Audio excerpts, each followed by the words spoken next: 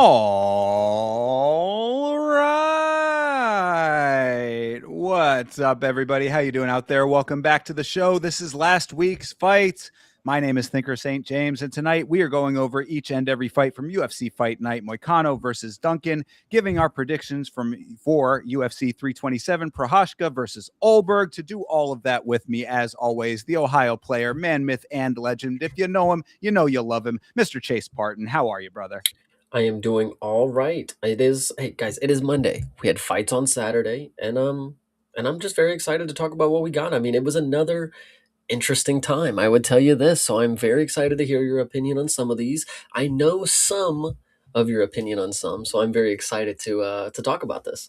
Absolutely. Well, there's certainly never a shortage of unique circumstances, and it always seems like the Apex cards have a good amount of variables that maybe are even more unique than the ones in front of audiences sometimes. So they've got a lot of different flair to them that make them their own.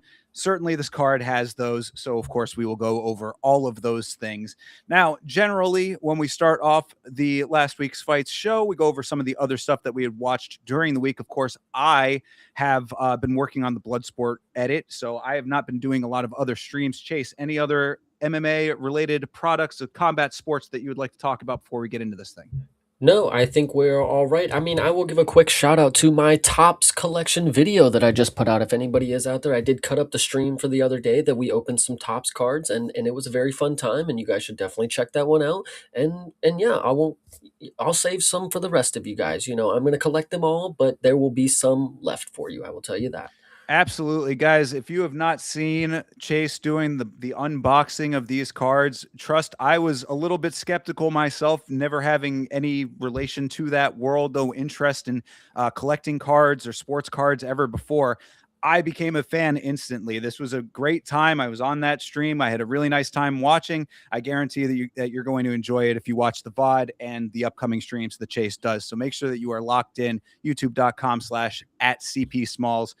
Subscribe to my boy and watch him unbox some cards. It's a fun time. I guarantee it. Absolutely. And obviously since TJF is here and he wanted to give a quick shout out, W Yama, WCP, WTJF. Thank you for watching the video at work. I appreciate you. Let me just give a quick shout out to everybody else who's not here. We'll do it later when they get here, I guess. Yeah, absolutely. I guess the only one that I did want to talk about, I know that I'd said that I didn't have any, but I did have one. I just recalled we did watch something called Armored MMA, Chase. I think you were there for a little bit of this. Uh, Yeah, I was there for it. Sorry, go ahead. No, it was an interesting presentation. Hard to say, how much of it was 100% real. I see Bleeding Edge checking in. He was saying that he had seen a performance of this promotion that I guess was somewhat choreographed.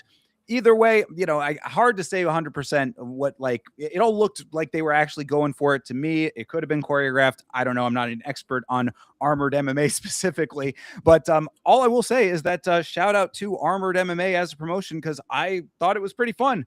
I certainly could imagine going out and watching some dudes in full suits of armor with weapons, going at it as a fun night out with the family. So, like I said, this is good, clean American entertainment, and I was here for it. Yeah, absolutely. When the idea came up, I remember seeing that stuff on Twitter, thinking that was just like some random Russian promotion that we could never get access to. But the fact that it's just on YouTube, oh, I'm definitely excited to watch the Armored MMA. Well, yes, and what I had said, I think I said it on the stream, but if I didn't, I'll reiterate here.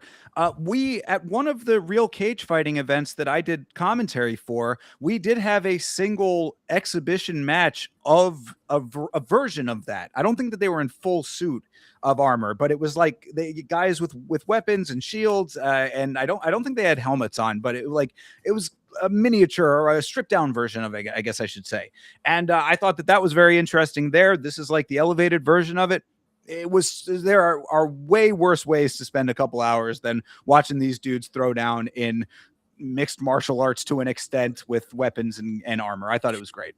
Yeah, and to anybody out there who is ever questioning if you need to actually watch the event alongside this, I actually was at work and I was able to, catch a few of this with Thinker, and it was a great experience alongside. Just hearing what is the possibility that, my imagination was just going crazy for what Thinker was explaining to me, and I can't wait to actually catch the next event, and I'm very excited for it. So shout out Armored MMA. Absolutely. So, that being said, I mean, I think that we can get right into this thing if you are ready to. What do you say, Chase? I am 100% ready. Shout out Bleeding Edge, man. I appreciate you for stopping by, man. Of course, and everybody else who's hanging out there watching, appreciate you guys for being here. Well, this event that we are talking about tonight, of course, is UFC Fight Night Moicano versus Duncan. This took place at the Meta Apex in Las Vegas, Nevada. Going into this thing, Chase, what are your initial impressions here? Initial thoughts about this card?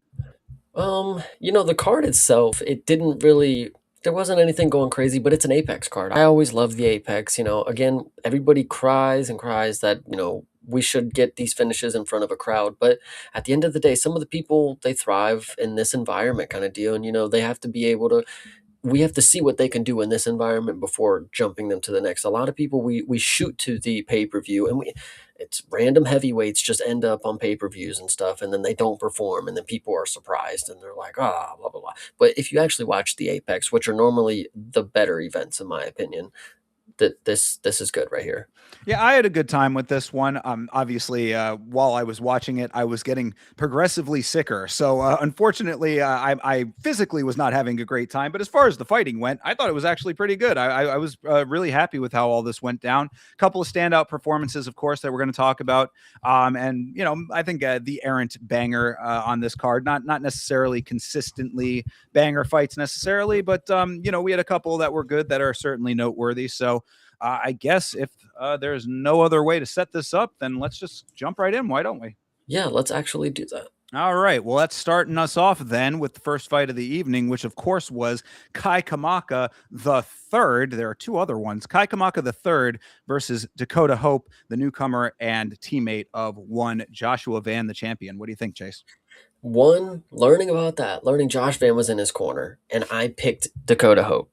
I was like, I'm a genius. I don't know how I do it. I don't know how I do it, guys. I picked the only guy on the roster that happens to be training with Josh Van on this card right now, kind of deal. And going into the fight, I didn't expect much because if you guys didn't know, this fight was thrown in last minute. I mean, we predicted the entire card, and then Thinker made sure to stop and say, "Hey, there's one more fight that's being added," and we weren't even positive. I mean, things happen. We had a fight a couple weeks ago that just didn't end up happening. We still haven't seen those guys. They just got sent to the gulag. There was also the UFC predictions tracker. Shout out them. They updated us in the email a little later, like, "Hey, I was just informed as well that there's another fight being added." So shout out to everybody for catching on to this. I'm glad that they shine the spotlight for this fight. I guess we were able to find out, but not knowing anything about this fight or either of these guys, kind of, I think Kai Kamaka, he had already been in the organization, correct? Is that That yes, that's the tale of this one. Dakota Hope was the newcomer here. He was making his short notice debut, and Kai Kamaka had a couple of fights in the organization prior. Was out of the organization and had been training for a fight coming up, but then got called in for this one to come back to the UFC. yeah? So one shout out to his barber. I'll just leave it at that. He had, what I was calling it was like it was reminiscent of like the only way I can describe it. I'm sure that there's a better version of it now, but like there was a guy named Richard Spencer. I don't know if you're familiar with this political figure. It was one of these early alt right figures that had that sort of like hairstyle that was very angular. They had like the part was very cut into it, and kind of became like the hairstyle of that sort of guy. Now obviously this guy has nothing to do with that, but this is like that to an extreme. I don't know if you remember, but Tybura also tried to rock this hairstyle at one I point, do, yes, and now that you say that. it's not the part that it's like the awkward. It's like in the middle of the head where the hair starts. It's a very awkward hairstyle. But You're either way, we don't you're we don't have to absolutely get too. right. Oh no, I mean, I'll just well, we're talking about it. I at least want to say, if you're watching us now, if you're not listening to us and you're actually watching here, you can see it in this picture here on Mhm. screen.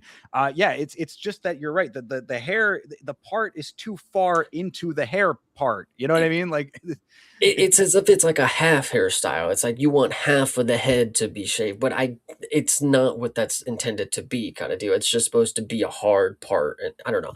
It's not my favorite choice. I would say this. all right. Well, Um, then, yes. So with that being said, what'd you think of the fight? no, that's crazy because the thing that the least talked about thing is his hairstyle because I will give him credit. He put up a performance that makes me not think about his hair. But there is something to be said about Dakota Hope who came into this fight and looked fucking amazing. I mean, I obviously we get to talk about prospects later on in the card, but Dakota Hope at this point on the card, I they threw whoever gets to pick the first fight. We need to find out is it Sean, Mick, Hunter, who's picking the first fight of the night because they know what they're doing. They know what to pick, And this fight right here, dude, Dakota Hope won, looked like a fucking unit. This dude is massive. I mean, not just tall. I mean, he's not relatively tall. Dude, he's wide. You Yeah. know, he's ginormous, and he's got he throws every punch that he throws has 100% power on 110% power on it, as a matter of fact.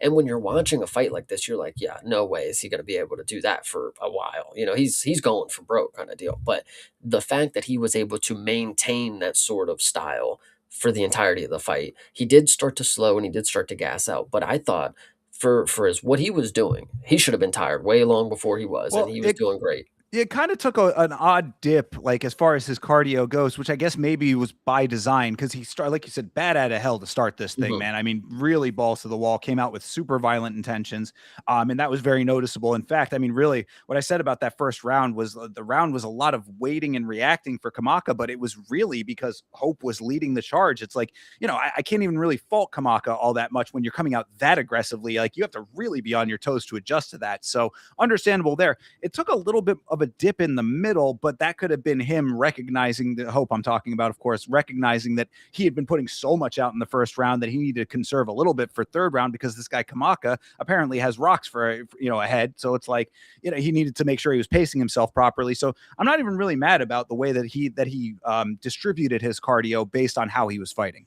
No, it was good. It was a great performance, obviously, and you can tell, dude. This 4 ounce Fight Club is fucking good. They are breeding strikers, I, and this is what this era needs, I was just going to say they obviously love to fucking strike. that is what they do at that 4 ounce Fight Club. But it's not just headhunters, and that's a great thing to have as an early skill, not just, and we'll talk about somebody early, later on he's just viciously headhunting kind of deal. And you would hate for some people who can only strike and like they just keep whiffing punches, they never try to mix it up. But Dakota Hope is spamming body shots along with these combinations are looking great. Even when he's not, 100% there is what I'm seeing, with his cardio. I mean, he was still able to just put everything on his punches, and he was still able to lead this fight for what I thought was the majority of it, which is one of the crazier things to think about because Dakota Hope, in my opinion, won this fight.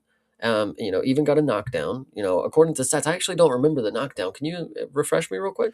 Knockdown was first round, I want to say. Let me yeah, I believe so.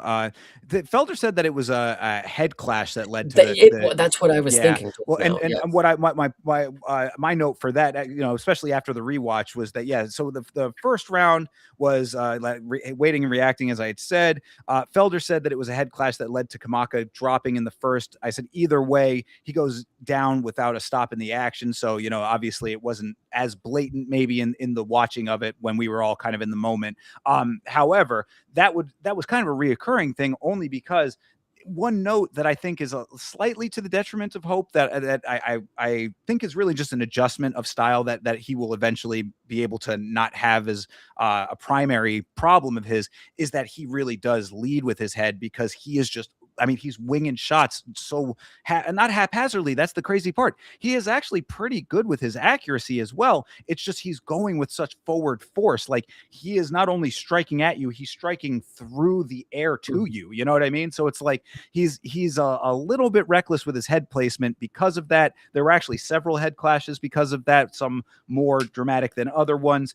I think it's really just a minor adjustment for him to maybe pull back just a little bit, not in the power, but just in the technicality.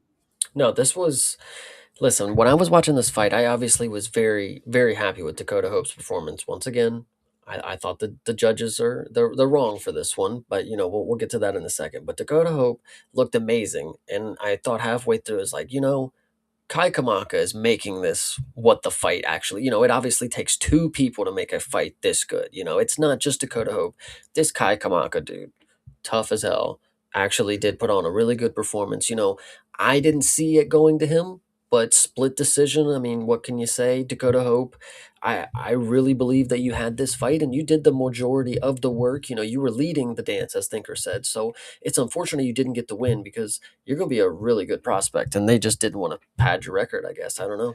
Yeah, so obviously on the rewatch, I always go into the rewatch knowing that I have the benefit of hindsight. So I'm always trying to put that out of my mind and just be like, yes, I do know that I know the outcome of these fights, but look at it as objectively as I can with a full focus on the fight and all of the details thereof, all of the actual actions that lead up to the event there, the final outcome that we got.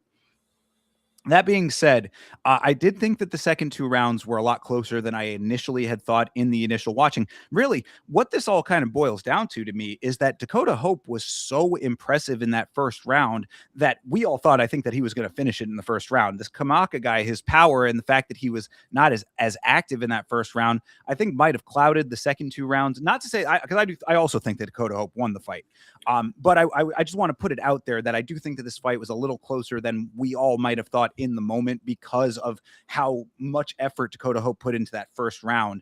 That definitely was apparent. I mean, like it's any, like I would say that there's like probably a good 80% of fighters, at least at the level that Kamaka's at, coming back into the organization kind of thing, guy that you don't really know if he's all that to begin with kind of thing. 80% of those guys are going to get knocked out by the stuff that Dakota Hope was putting on him. So shout out to Kai Kamaka for even being able to stay in it as long as he did.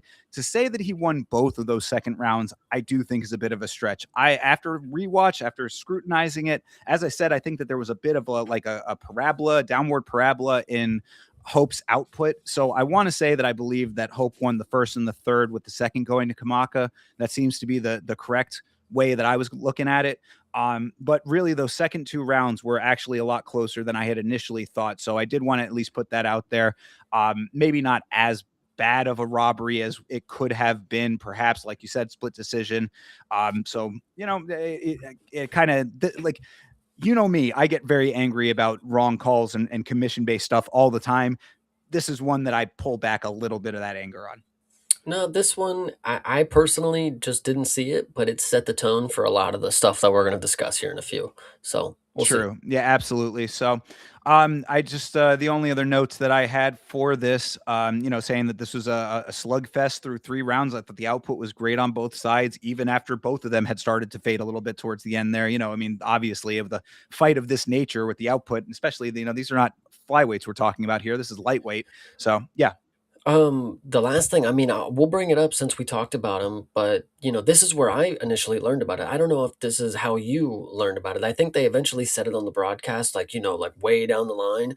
But after this fight, they just posted on Twitter, Josh Van is out of the fight for this week, and he's going to be fighting next week now. And I'm like, Twitter, what are we talking? Well, hold on, no, they're literally. I'm looking at him right now. He's on the sideline right now. What are you talking about? They haven't said anything. Like, you're going to tell me Twitter knows me? Knows I'm watching the game right now. Like, what are you talking about? And then later on the line, I'm pretty sure they get on there and like they're like, "Yep, Josh Van is officially out of his fight. With an injury, he'll be fighting next week." And I'm like, "Injury? What injury? He's walking. What are we That's talking about?" Like, literally, they were telling me that on the watch along, and it said hamstring. Does it look like he has a hamstring injury to you? He's walking just fine in the corner right there.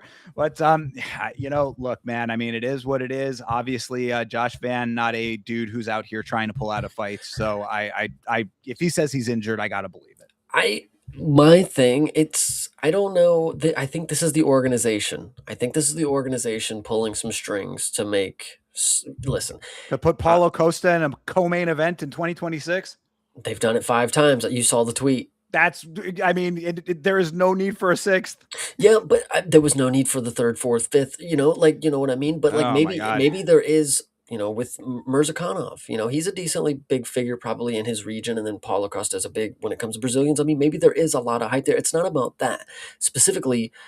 maybe the draw wasn't as good as they wanted for Strickland and Hamzat. Maybe Josh Van's got to get the boost of numbers for this card, guys. You don't maybe people are underestimating just how big of a fan of like Josh Van and in Japan and in Asia. You guys know how many subscribers I have that are from Myanmar? Listen, it's a lot. You know how many they probably know about him?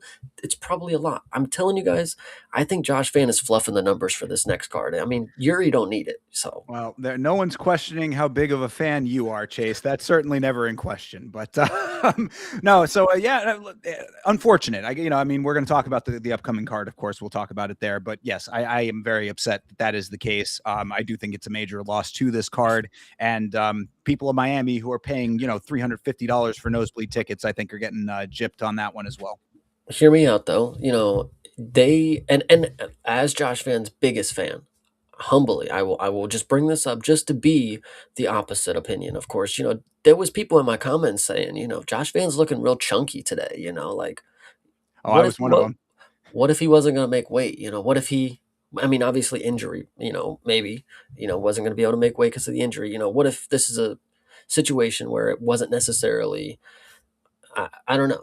What would you say to that? Of course, if he just pulled out because he wasn't going to make weight, would you say that's going to be a different narrative that would go around? I mean, if that was legitimately true, that is an absolutely different narrative that would be But if going what if he around. was injured still? I mean, Oh yeah, I mean, if he's injured and he just knew that he wasn't going to make weight, then yeah, I mean, that's Patty Pimblett does it all the time. You can do whatever you want But out of camp. do you think he should have got the special privilege though? Like I to don't be think that able to just make I'm not going to make weight and I'm injured, but I'll fight next week kind of deal. Like I don't know. I mean, I don't think that there should be like I don't like that kind of gaming of the system from the organization in general. You know what I Mm. mean? Like if you like again, especially put yourself in the shoes of a person who paid for the ticket. Like if you told me that Josh Van was going to be fighting on this card, I want to see Josh Van fight. Well, the thing that I would say, as somebody who is probably, not if I was not a fan of Josh Fan, of course, jeez, if I was not, and I would be like, yo, he can't make weight, fights off, fights off, you gotta get somebody who can make the weight, of course, not for the belt, of course, but like if the fight is off, he can't do whatever, he's injured or whatever. We're not doing it another week. No, the fight is off, until he's ready to compete or whatever. Is that a viewpoint that you think that some people would have? I mean, yeah, well, that's if you're saying that it's only going to take one more week for him to be better, then I guess that makes sense to do it then. But like again, how severe is the injury to the point where a week is going to make the difference, But But what I if mean, we're not talking a week. I mean, it's a month, right? I mean, it's on the next numbered event. yeah, whatever it is, Yeah, but but so like that's what my point. So it's like, okay, if it's a month's time, yeah, I mean, let yourself heal in a month's time. I'm not upset by that. But I mean, again, if the fight gets announced, make the fight on the day that the fight is supposed to happen, unless there is legitimate reason not to. And if there is, then that's, I just don't like the idea of there being stuff behind the scenes that are like, yo, okay, well, we'll just give you a pass on this one. Like, no, fuck that. I mean, especially under the circumstances with Van. I mean, like, I know that we're all fans, but like the whole Pantoja thing, like he needs to be out here defending that belt and making everybody real believers, true. 100%. So, Love you Josh know, Fan. I hope he's good though, for real. Hope it's not anything serious. And hopefully the last thing that I would say on this, just to make a conversation out of it, of course, I would hope that he is ready in a month's time. Like if he comes in here and he's fucked up and he's still fucking injured, like and he's hobbling around, I'm gonna be so fucking mad, bro. he looked fine. They wasn't hobbling when he was in the corner. So yeah, True. he's probably, I mean, we'll see. But yeah, no, the last thing I will say about that, and shout out to Jeremy Hall. I see him in the chat here too. We were talking about this on the watch along, and I think the joke was Josh Van pulled his hamstring, but it looked more like he was pulling ham sandwiches. That's a good one though. But all right. So yeah, no. And then the last thing I had about this fight that we were talking about before we got sidetracked there is, did you know that Kai Kamaka has 5 kids at home? Chase, he said that 5 children of this guy. Yeah, I mean, split decision. Got to pay the family man. Gotta pay, Whatever exactly. whatever the case is. Dakota Hope's got a bright future ahead of him. He's gonna make plenty of checks. For sure. But yeah, so I mean, with those 5 kids at home in mind, Kai Kamaka in his post-fight interview, which I was a little surprised that they did an interview for this. Obviously, it was a good fight; it warranted one. But newer guys, I was like, I don't know if they'll do an interview, but they did. And Kamaka in his post-fight did say, "One thing I pride myself on is coming," and then later he said, "I got 5 kids," and I said, "Well, obviously." Yeah, nice. There you go. Little humor for you, but it's all legit. He did say that. No, yeah, absolutely. This was definitely a good one. And speaking of people that are going to make money, unfortunately, it's not going to be Dakota Hope on this night because this did not get fight of the night. We will talk Oh, about the fight that does later. So yeah, well, we can certainly mention those, the ones that deserve it and the ones that don't. This was, that has been the narrative that's been going around on Twitter right now about this card, is who got bonuses and who didn't. This is absurd, this card, when it comes to that, because there are some ridiculously impressive performances that we're going to be getting into some of them. In fact, not this next one necessarily, but the one thereafter perhaps is one that, would be in that camp. And a couple of other ones that just got snubbed in favor of certain other people who may not have been as deserving. yeah, absolutely. It's unfortunate. Well, whatever the case may be, you want to talk about unfortunate? There's some some stuff that we can talk about in this fight here. This is Diani Barbosa versus Melissa Gatto. Now, before we get too deep into this chase, because I know that what we have to talk about here, I copied and pasted from the Unified Rules of MMA. This is from the foul section. This is number 11 with Well, I subsection I have A. some stuff to say before that Well, stuff. let me just at Okay, least put this okay. out there. I want to read this off to frame the rest of our conversation. So I'm going to read this, and then you say whatever you'd like. Okay. So the foul section, number 11 here is kneeing and or kicking to the head of a grounded opponent. Subsection A says a fighter is grounded. A grounded fighter is defined as a fighter shall be considered grounded and may not be legally kneed or kicked to the head when any part of their body other than their hands or feet is in contact with the canvas, in parentheses, ground. Okay, that's all I wanted to say, to have that as the framework for this. You have heard that section of the Unified Rules. Now, Chase, your thoughts. I think it's unfortunate that we're going to have to talk about, the elephant in the room with this fight, I would say, because Dione Barbosa at the beginning of this fight, or at least up until, the mayhem ensued, she looked very, very good. I thought she was looking solid. I brought it up last week. I think I confuse her a lot with Gabriela Fernandez. And like I think I just when I see them, I just she's the non Gabriela Fernandez. That's what I see. But this fight, I don't know if maybe I just never looked deeper into it, but she looked a lot better on the feet this fight. She looked very loose, she looked elusive, she looked very fast. She was cooking Gatto on the feet. I mean, I was done for when it came to me picking her. I mean, she was getting diced. Go ahead. for sure. And I know what I was just going to add to that. Yeah, I mean, we'll kind of bury the lead here a little bit, or kind of give away the ending. But just when all was said and done, 29-27 for two of the judges, I was perfectly fine with that. I mean, even with the point deduction that she ended up getting. So, you know, Yeah, that's the unfortunate part of the scoring system that we have, and when fouls occur, and that are blatant fouls, of course. And we'll obviously talk about that in a second. But yeah, when the fight was about to end, I mean, yeah, she won every round. So how does taking one fucking point do anything? How does it do anything? You made okay. She obviously gets kicked in the head.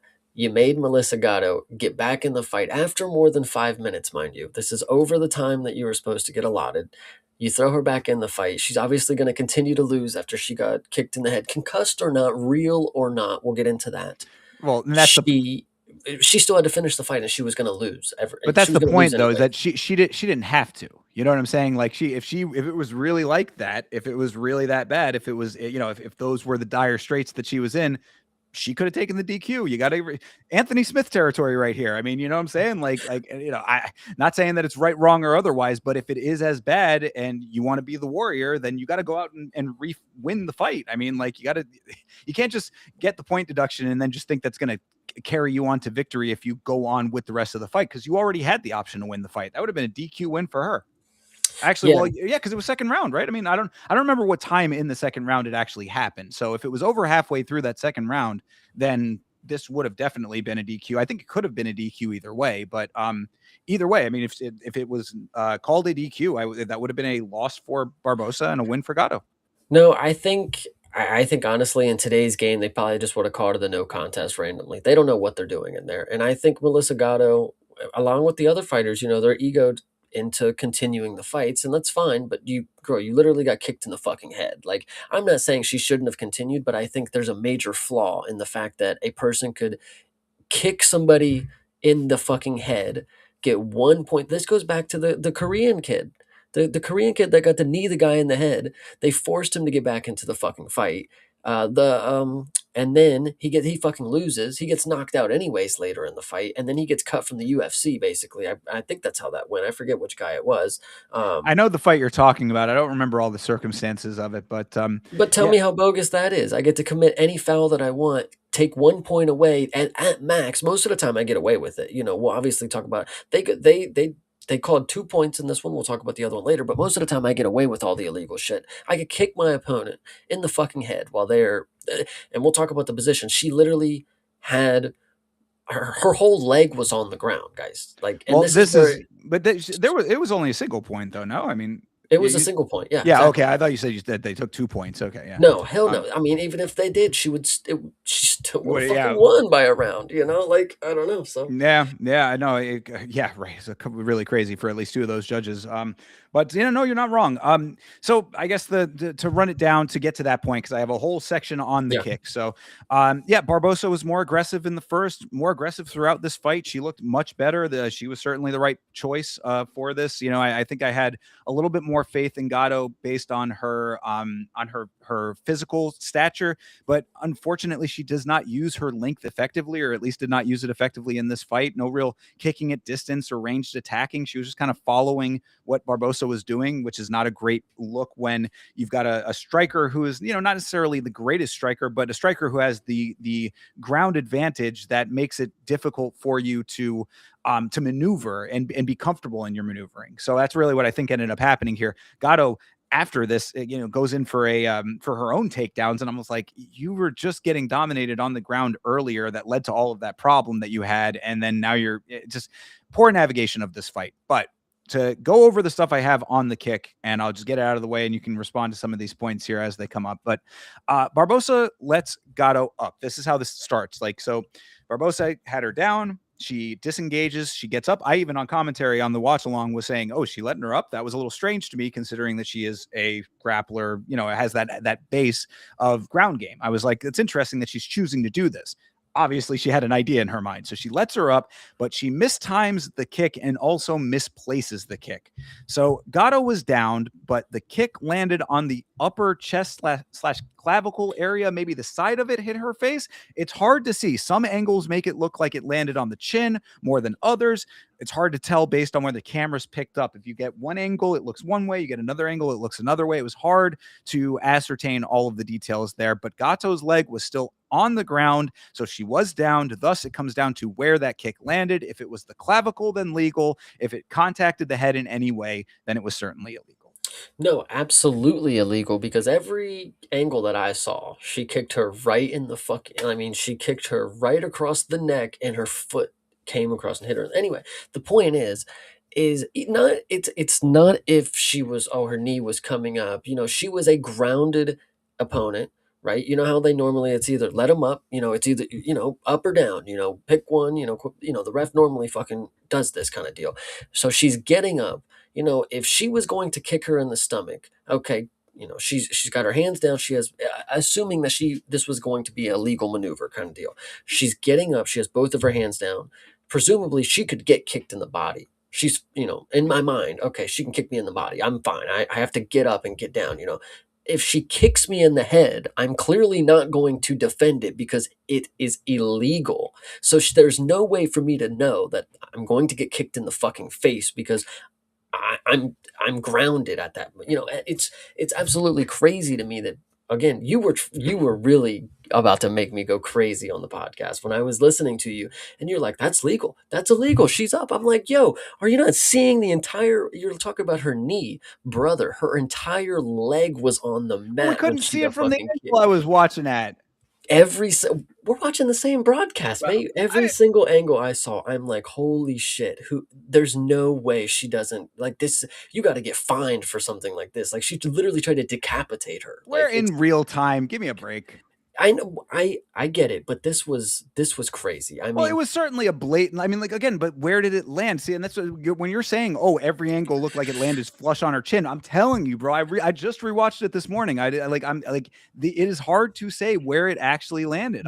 Like, but it wasn't her torso. That's what's bad about it. You but can't. There's this versus this. That's throat strikes are not good. Think about the distance here, though. I'm saying, and, literally the leg could have been the length of the arm right here where I'm placing it. I'm Sh- sorry for the audio only listeners, but She was kicking over top of her arms. There was no way she was going to kick her torso if she's in this position. but She's she's kicking. coming at the angle going forward, though. That's what I'm saying. Like she's at her angle going that way towards the crux. If Yeah, no, she no. would have But that's kicked what like she under the armpit area, I bro. could get how you can't misconstrue it. She was trying to time it so that she was not downed. That was the problem. She was trying to go for the head. She missed the head, and that's what I'm saying. Like she hit the clavicle area, whatever, like, and probably did hit the head too. That's something. I think it was like right there. I think it was like almost like in the neck, which is also illegal. If you think it was here, exactly. I mean, that's a horrible attempt. Like, and your point is like, oh, she was trying to time it. It's like you were trying to time something that was illegal to make it legal, and then you landed illegally. So you But you you saw her in the corner. She was saying it landed here. She thought she did it in because the right she's place. stupid. Because she's stupid. Bro, I said this at the exact same time, dude. She's prancing around. She's walking around. She's doing the. She Whoa. basically was. That's dude. That's what Careful. she was doing. She was doing shit like that. And bro, and I'm sitting here saying like you are an idiot. How do you think that that was legal? She's trying to. She's walking around with her hand up, doing the whole song and dance, doing exactly what I just did. You know, my apologies, I but said, either no, way, nobody clipped that. but either way, it was so blatantly illegal. And again, Hydra's making the great point. I love a lot of dirty stuff. You know, if it comes down to it, you know, you got to win a fight. But like something like this, I mean, she was clearly you were attempting it illegally, hopefully hoping that it was But legal. again, And then it's not about it's not about the intention, it's what actually happened. And if it did exactly. land, right, and as I'm saying, if it did land on the upper chest area, then fair play. What But can I it say? but it but it didn't. And you Right. know, Well, she and got that's, the I mean, point so taken that is, away. and And that's the prevailing thought, is that it did land on the face. So fair enough on that. Point deduction did happen. I mean, I believe it was was it Jeremy Hall earlier saying that, no, it was Hydra saying that this was an Oscar worthy performance here. I, I mean, what's the verdict on this? Because we did see her kind of like go, realize what happened and then pull the Macy Barber, she went flat out there for a second. no, she definitely did. But like I I again, and I don't dislike Macy Barber. I'm a very critical of what she does. And I agree she did this and Melissa Gatto did the exact same thing. But in the situation where like she wouldn't have got the point taken from Barbosa had she not done that. You know, so like in a sense if this is, you know, this is the route that it is and you get illegally attacked, I mean, the sell job is what you got to do to get the point taken because they're not going to either way, you know. And I'm not on the side of them being actors, but I think in the if you're going to continue fighting, you know, either way, you know, I personally don't think it's the move because like, oh, just eat it and then go back into the fight either way, you know. But Right. like, if your plan is I can get a point taken, you know, in the split moment, it's like, oh fuck, all right, I'll just give up for a second, kind of deal, and not milk it, but at least over exaggerate kind of deal. I fair play. She got the point taken away. She wouldn't have got that point Yeah. had she not have sold it, kind of Well, deal. and you make a good point with that, because it's like, sadly, there are a lot of times where if fighters are too tough for their own good and they just want to sell how tough they are, then it signals to the commission and the judges and whoever's making that call, oh, it must not have been that bad. And that's, I mean, like, I hate that that's the case, because it should just be, again, this is what I always talk about. All I want is consistency in how the oversight is. I don't care as much about what the actual nuts and bolts are. Whatever the rule set is, I'll just be like, follow the rules. And if you can get away with things, if you can skirt things, every sport has this. I'm not mad at that. I want there to be consistent application, and something like that, it calls that into play. Because I mean, like, you're right. If she had just gotten and be like, no, I'm good, I'm good, I'm good. Okay, well then, you get a warning. You shouldn't have done that, and then now you're back into play. Me personally, when I saw something like this, and I still kind of believe it. I mean, when it comes to somebody who's willing, you know, and I'm obviously there are people who do this, you know, this is, and we'll talk about it. Chat, go ahead and fester on this. Is Barbosa getting the dirty fighter allegations? You know, she attempted something illegal. You know, she got knocked a point for doing something illegal. You know, like she was willing to try to potentially take risk of kicking her opponent in the face, you know, potentially knocking them out with an illegal strike kind of deal, ending the fight with an illegal strike. I I don't know. It's just crazy to me that that fight wasn't called right there. You were willing to break the rules to try to uh injure your opponent, more than what we already do. I mean, this is a little far.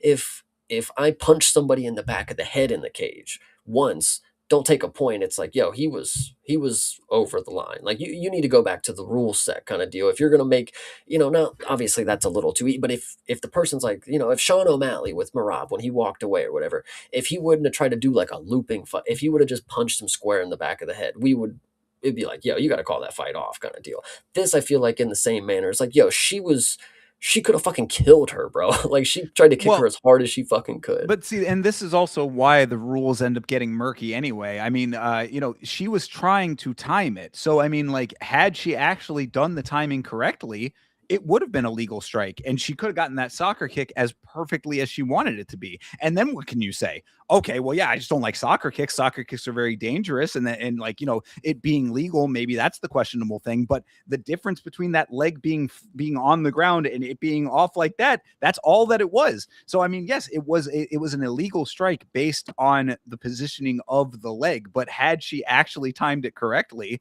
then the same basic things that you're talking about, the danger and all of that is still there. It's Mhm. just now legal. So I don't know if I can necessarily. I mean, like, in a broader sense, I do agree with you. It should have been. Probably should have been called off if it was that bad and an illegal strike. But what my point is that, like, if it really is just the difference of the leg being down versus her being on at least on her feet fully and on her hands, the same positioning is there, so the same outcome could have happened. Yeah, but there's a reason that that type of kick to the head is not legal in the sport. I think some things, knees to the grounded opponent to the head, I think should be in play. I think that is a very valid way to, get rid of wrestlers kind of deal, is if you add more elements to the ground game like that.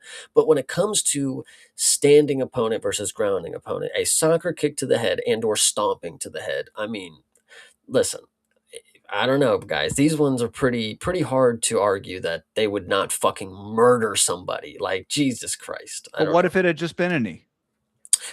If it would have been a knee to that, I mean, I'd be okay with that. I'd be all I right. I mean, But but she was still grounded. She was no, still well, no, if no, it no, no. was I'm a saying, legal yeah, position. right. I mean, or if it was either pride or the global rules. I mean, then she could have hit a knee on that. You don't think Mhm. that the impact of a knee would have been as bad as a soccer kick? Uh, nah, it probably would have, but it would have been at least a little more legal to me. I would All say that. right. I mean, interesting take, I suppose. But either way, yep. I mean, this was a unique situation. I also thought it was very interesting that they had the review light. Did you catch that, Chase? That they had the little review light was They in, put but up yeah, the thing I, you put on the top of the car and drive away. right, or what Hydra said is that it reminded us of the light the lamp in hockey. It's like if that lamp ain't lit, then that ain't a goal kind of thing. So it's like, where did this come from, and when did they start using it? I have no idea, but it certainly was there. We got a nice little zoom in on it, and after much deliberation, Barbosa did get her point deducted, but the fight did continue, and I mean, based on the factors, as I said, with the lack of full on understanding of where it landed, how bad it actually was, how much of the acting job, all of the things we just talked about, I am okay with how this actually played out. If it had gotten DQ'd, I would have also been okay with it, depending on where it actually landed. The one last thing I remember about this. Yeah. Did you guys catch the Portuguese translator for this one?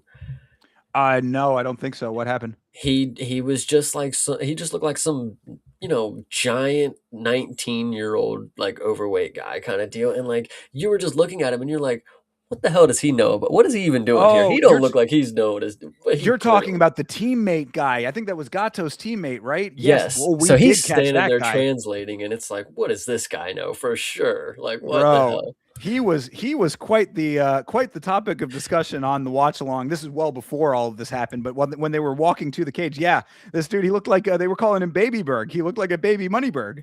Yeah, yeah, no, that was absolutely hilarious. And him standing there with the doctors, he's like looking in on it. It's like, you know damn well he has no idea what's happening. Come on. I mean, yeah, he certainly had a distinct look to him. I didn't want to be too hard on him for his attributes, but he was definitely noticeable and an interesting addition to the team.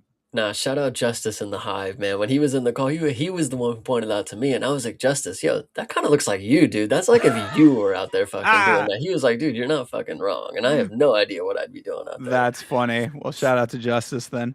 Oh yeah. But yeah, so I mean, really, the kick is really the story of this fight. Everything else was just Barbosa winning this fight. I said, I mean, there was one point in the second round, I think that Gatto ended up on top after all of that, towards the end, but didn't do much with her position. So hard to say that she won that round. So, if you want to give her that round, you can with the point deduction. But other than that, it was pretty much just a lot of armbar attempts, and that was about it. I have thought it over, and I actually think this is what I'm going to stand on. I would 100% be better with her attempting a knee in that position because she's limited with her mobility. If she's low enough, she has to drop some fucking WWE style knee on her. The power's gone at that point. She for the range of motion for a fucking kick. I mean, you could swing your foot from a lot further than your thigh goes back, kind of deal. Or she could have ran into her with the knee. She literally could have come back with the knee and swung it Right, forward. but if she's too low, she's not going to be able to. She would have to like drop down at a certain point. It's not that. A knee is very hard, but there's not enough power in motion that I think you would get a range in motion of your hip. Like it's your hip right there. Like she has to be able to get down to her first because she's like down on the ground getting up, and then she has to have the force to go forward. I think the kick obviously you have way more range of motion with your fucking leg when you have the whole fucking arch. But if she went for a knee, I don't think she would have fucking been able to fucking brain her. Of course, she literally not almost concussed her. Obviously, she was kind of fine. She rolled over and that deal. But if she landed flush, which she was attempting to fucking do to her fucking head, because again, it was over her arm. She was nowhere near going to land on her anything other than a legal portion with her hands like this. Is my perspective of it. She could have fucking really hurt her, like really bad.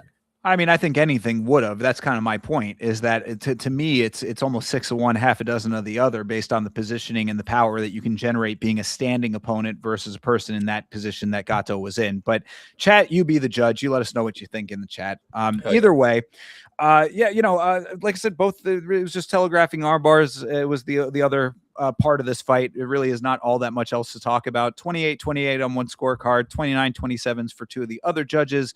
Majority decision goes to Barbosa. I was not mad at it based on the circumstances of the entirety of the fight. The illegal portion of it, you can judge based on what we just talked through. Yeah, Barbosa gets a win after she cheats to do it. That's just the unfortunate part. Cheating by stupidity, I think, is what Hydra had said, basically, saying that it's like, is she a dirty fighter? No, she's just not good enough to pull off the thing she was trying to do. Yeah, and I And stand it's by dangerous. it. Yeah. Yeah, and I stand by it. She walked around that cage, waving her hands like she won the fight, like a fucking idiot. So, shout out to her for getting the win, though. So who's the stupid person? I guess. Yeah, right. I mean, and yet again, another prime example of what I always say: we are in lawless times, and the rules do not matter. So, what the hell's the difference? Do whatever the fuck you want. Absolutely. And, I want to go ahead and give a shout out to the chat real quick. Please Obviously, do. Dave, Hydra, 107. I want you to go ahead and let everyone know how perfect his picks were. But actually, Thinker already let me know that before show. So just letting you True. know that we were already running it down. But either way, Yes, yeah, 107 shout out. 10-7. I had said real quick, you can get back to the shout outs, but I did want to say to 10-7, yes, I came into the watch along after listening to your pre-show, which everybody in the chat, by the way, make sure that you're subscribed to the 10-7 MMA. I was listening to the pre-show, and you gave me quite a scare with the Moicano pick, and then it turned out to be correct and made me very sad. So Yeah, congratulations, absolutely. my friend.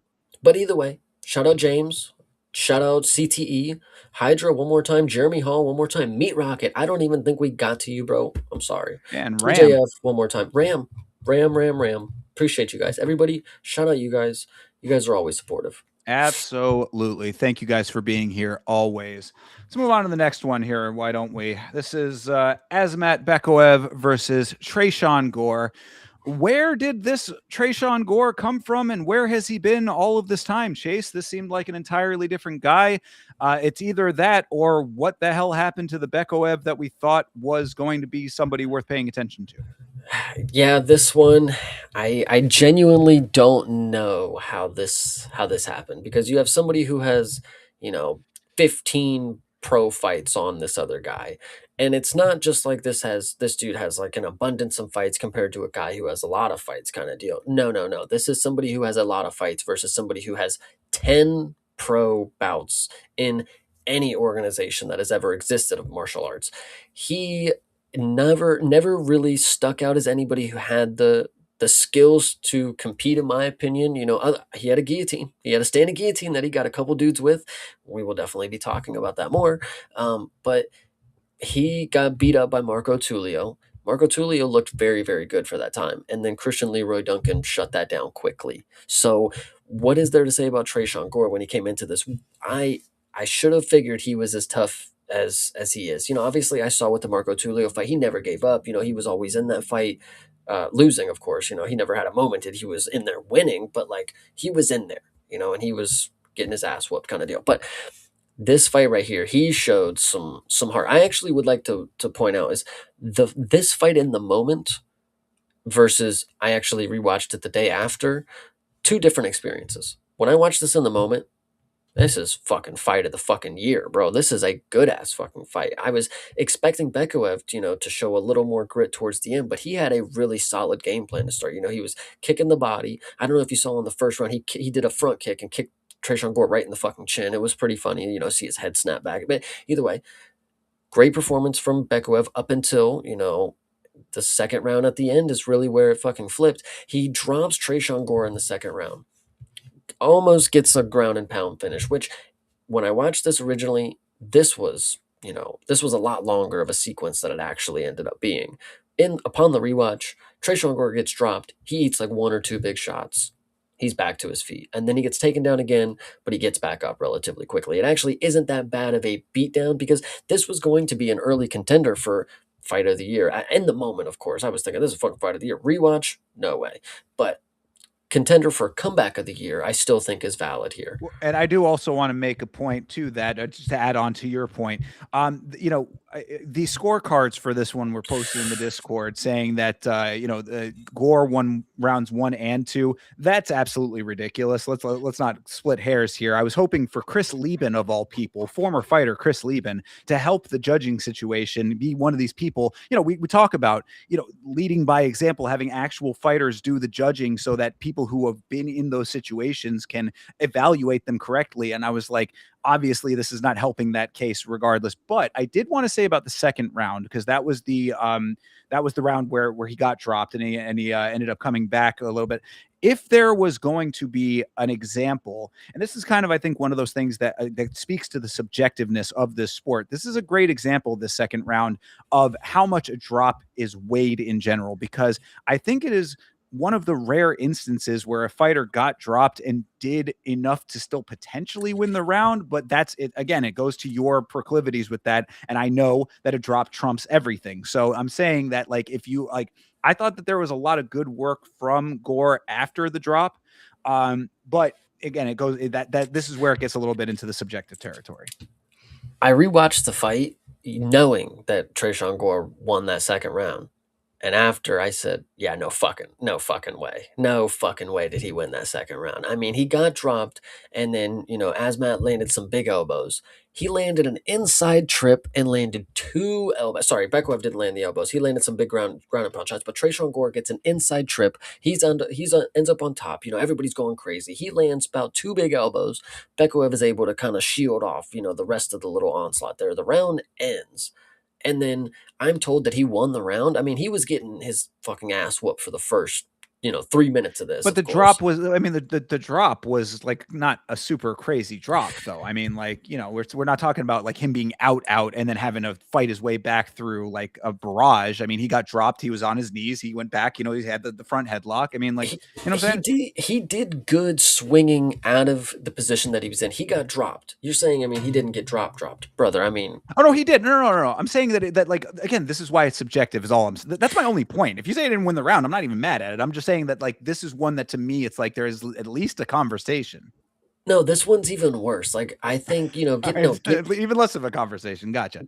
getting hit on the head and falling on your butt, or all right, cool. But when you watch the slow motion replay and you see the lights go out for the even for the split second, and then they hit the mat, I mean, you can't tell me that's not like. I mean, he almost like in another world, Bekaev literally just won that fight by KO kind of deal. But in this one, Trayshawn Gore is obviously a dog. It's I think this knockdown specifically, it was a lot more than just like, bro. We just saw a 10-8 round last week for a fucking knockdown at the end of the round of a close fight, kind of deal. So this one doesn't surprise me that Trayshawn Gore magically fucking wins this one because we don't know what's going on. But like Beko knocked him down, gets on top, lands some big ground and pound, gets him down again. Trayshawn Gore continues to get up, yes, and then he gets again the trip, and then he lands some elbows. I don't see how he could even come close to winning that round based on the drop that I saw. Again, he hit him in the forehead kind of deal, and it lights went out, and then he hits the mat, but he bounces back off the Yeah, I mat mean, kind of in the deal. moment, I had Bekoev winning both of the first two rounds.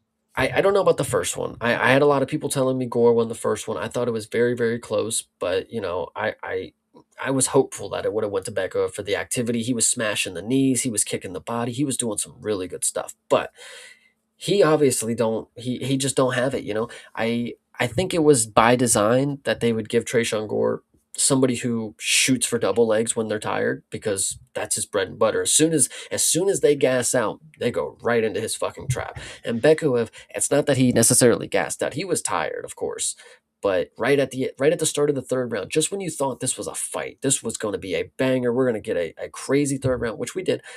He gets kicked about 3 times in the front leg and he's fucking hobbling around. And then Yeah, I'm like, oh, he was fucking chopping that leg. That was actually one of the best things that Gore had done in the fight was softening that leg up early just so he could chop it away later on. But to your point though, it would be some 4D favorable matchmaking if they literally thought that hard into saying, we've got a guy who when he gasses out, he's going to go for the double leg, and you're going to have your shot right then. I think about that so often when it comes to people who have like that certain skill set. It's like, are they really they like what is the opportunity for them to win if they only have like that one skill? It's like they gotta give them an opponent who will fucking feed into it, Then I mean, Like should they've been doing it with him for all this time? Then with him and Tricoli, right? listen, dude, look at fucking Andre Feely with Melly Costa. They just somehow knew that he would put his fucking head in the guillotine. I don't know, dude. Like it's just crazy. Crazy stuff happens. Oh But man. uh, yeah, I don't know. Like fucking Nico Price and Michael Chiesa is another good example. They just happened to know that he would give up his fucking neck in the first fucking round. Anyway.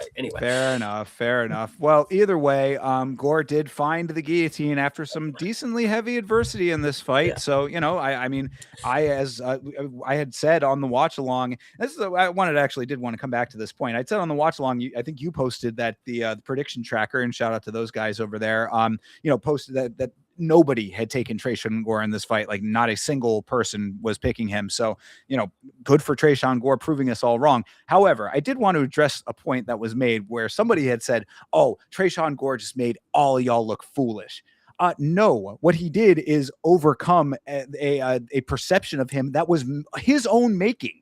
So don't make it seem like we're all the crazy ones for going off of the data that he has presented before this. He has only gotten these guillotines off of Antonio Tricoli and a couple of guys on the level of Antonio Tricoli. So yes, I'm very happy for Trayshawn Gore that he did this, but don't make it seem like it's all like, on every, wow, this guy just shocked the world. He did shock the world, but it's not like there's a reason it was a shock is what I'm trying to say. And to that point, why I say that to say, this is a great win for Gore, but it does not necessarily change my opinion of his trajectory in this sport. I have to say, maybe I'm not looking at it correct. Chase, what do you think? I also am I'm on the same boat as you. He had come out and said that he still has title aspirations and he's going to prove us all wrong. So I would love to see it. I still think at the end of the day, this is just a Bekaev shit the bed performance. I mean, it's not like he necessarily threw it off. I mean, but by the end of this fight, I mean, you had a guy with 10 pro bouts and you shoot for a takedown. And when you saw him lock in this choke, by the way, I mean, you knew like that's his fucking move. Like that's what he does, you know. And he got it right up in here. He slid it in.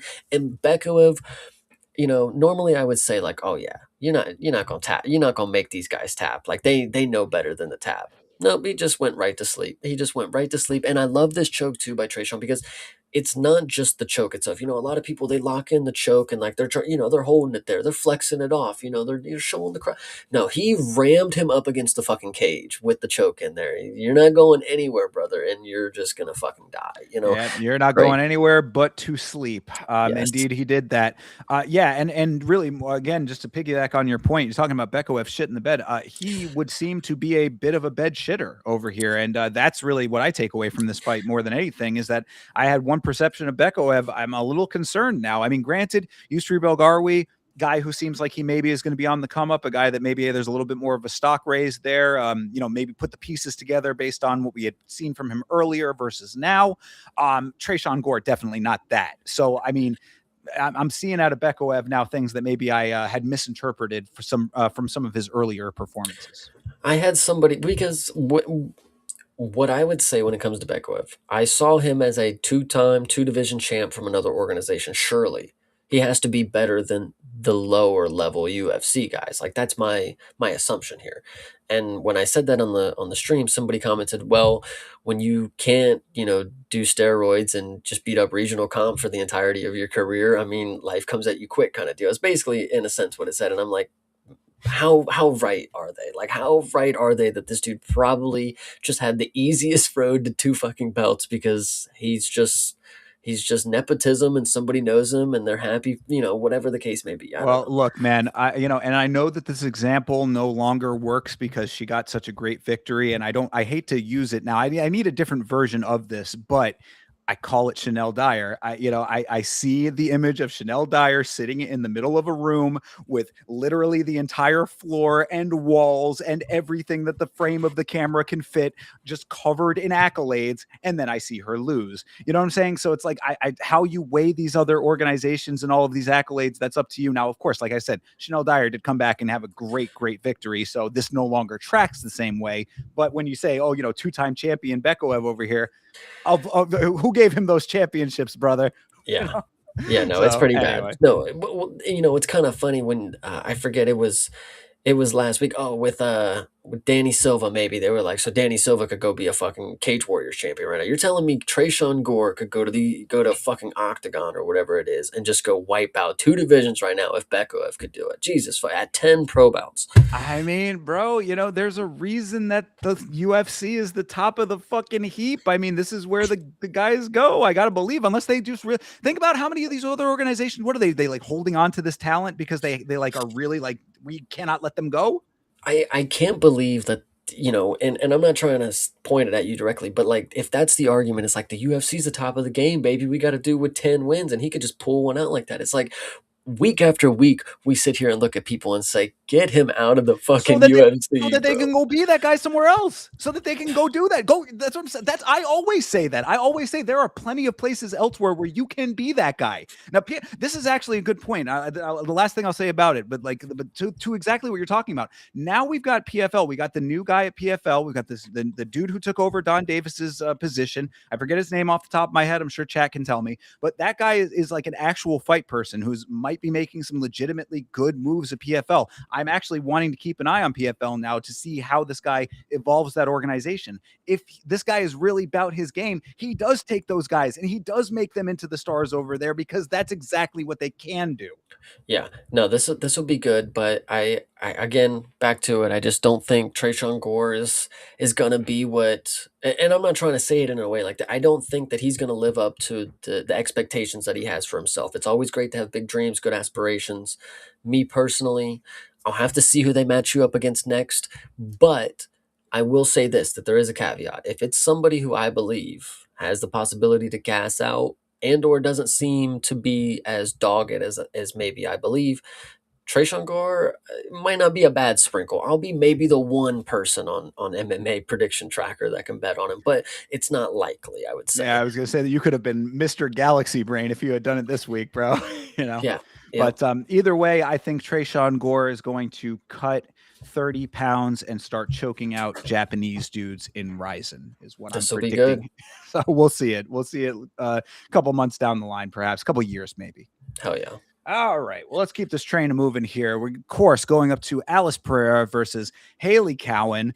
I mean, this was one that I was talking on the watch along that I need to stick to my goddamn guns because it was a Chase Parton facial expression that pulled me over to the dark side on this. And I could have had this one right had I stuck with the young lady, Alice Pereira, who was super aggressive, super reckless, and actually pretty fun to watch in this fight, I have to say. I mean, like, she was going out there like a bat out of hell. This is another one similar to what I had said about Kai Kamaka, where I was like, you have to be able to adjust on the fly when you're getting this level of crazy coming at you.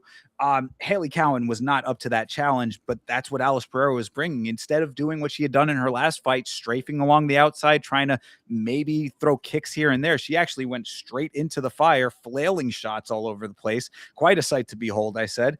And, the knees were already working for Pereira in the first round. So I was like, keep doing that and you might be good. Then she ended up doing that. And I mean, with the legs, the heft of her legs and the size that she has, those knees better be her bread and butter going all the way through her days in this sport. What I will say, and we will get to the fight in just a moment, but I'm going to have to go ahead and take a sidetrack and tell you that this was the worst experience that I had with Paramount Plus this week Uh-oh. when it came to this fight specifically, and some others. But this fight, I Oh, missed the no. entire first round. So I can't tell you how Miss Alice looked, Really? missed the Wait, what entire was first round. what was happening? First off, it would just keep fucking pausing. It would just keep fucking pausing. It would just fucking pause. I would refresh and it would tell you, it would say downloading your data to optimize your quality, and it would just fucking load. I would close the page. I would come back to it. It would just fucking load. It would come back and it would start pausing. It would be at 360p. I could not get it HD for the life of me. I was struggling. This Really? fight, I missed so much with this fight. And what I will say is I'm hoping that Alice looked very, very good in that first round because she did get a knockout. But I will say this, and I said this about Chase Hooper back when it happened with fucking Borishev. If you genuinely looked shocked that you knocked somebody out, I don't think it's a great thing. Chase Hooper, he didn't look shocked, but in the moment, he knocked down somebody and didn't even fucking know it. He was just out there he was just doing the motions, and it just happened to work. And he didn't even fucking know. Obviously, he pounced on it and got but we see where he's at now. He's just a guy who went through the motions and then just got fucking caught. She's not somebody who's going through the motions, but she did work that knee a lot early. She came in very, very wild. This is somebody she acted. Listen, kind of, we'll talk about somebody later who kind of fought it kind of just like this, not gonna lie. But the knee that she landed, it wasn't necessarily, from my perspective, I did not see like, oh man, she set that shit up. She was working the knee the entire time, and Haley Cowan just kept dipping into it, and then Alice Pereira just did the same combination that she did the entire fight: knee, overhand. She catches her with the knee.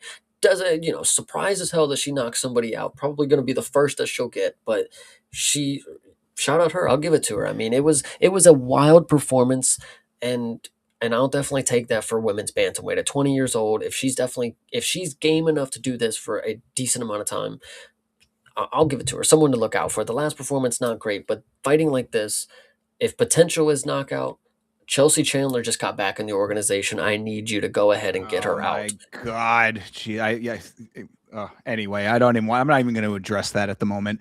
But no, what I did want to at least say, based on your viewing experience, is that, yes, the first round, she was aggressive. I mean, like, she definitely did not look like she looked in her last fight. It was reckless aggression is what I would say. It was very uncontrolled. Technicality was not there. This looked like girls on the street fighting to me. You know, the world star hip hop style fighting from Alice Pereira was my assessment.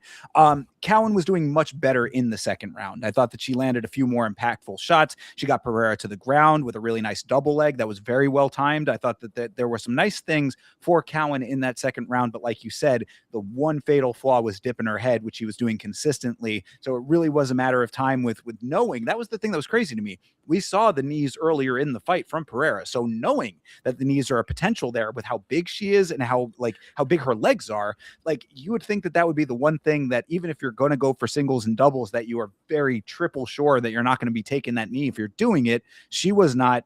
Knee ends up connecting, like you said, a little bit, not random. She did throw it, whatever, but it, you did see how she looked afterwards. I said it perfectly timed or very lucky, whatever the case, she landed it.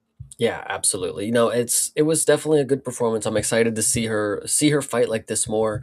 I think for Haley, I think she just genuinely underestimated the height, the reach that she could get with her knee. Because it's not like she dipped down for a takedown. I mean, she just kind of dipped her head in between her shoulders, to brace for a punch, and she just got fucking knocked out. I don't know if you saw her during the fight announcement, after they called Pereira, if you saw the image of her with her hair all over the fucking place, bro. She looked like Charlize Theron in the movie Monster, is what she Yes. reminded me of a little bit there, which was filmed in Central Florida. So shout out to that. But yeah, no, yeah, Haley Cowan was going through it in this fight. I felt bad for her because like I said, she really came back in that second round after an overwhelming first round. I thought it was a nice adjustment for her, based on the fact that she was getting caught off guard. This is why I always say start strong, be first. This is what you can accomplish with that first round at the very least. So I give her the credit for the second round, but she did get caught.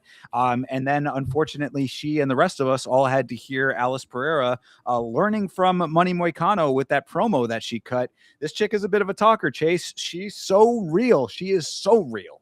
Yeah, I did not catch it. I was just battling the fucking internet on this Oh one. well, yeah. So she cut a WWE style promo telling us how real she is, how she likes money and she likes to fight. She will fight anybody, and then I think she called somebody out, but it was hard to tell who she was because the accent was a little thick.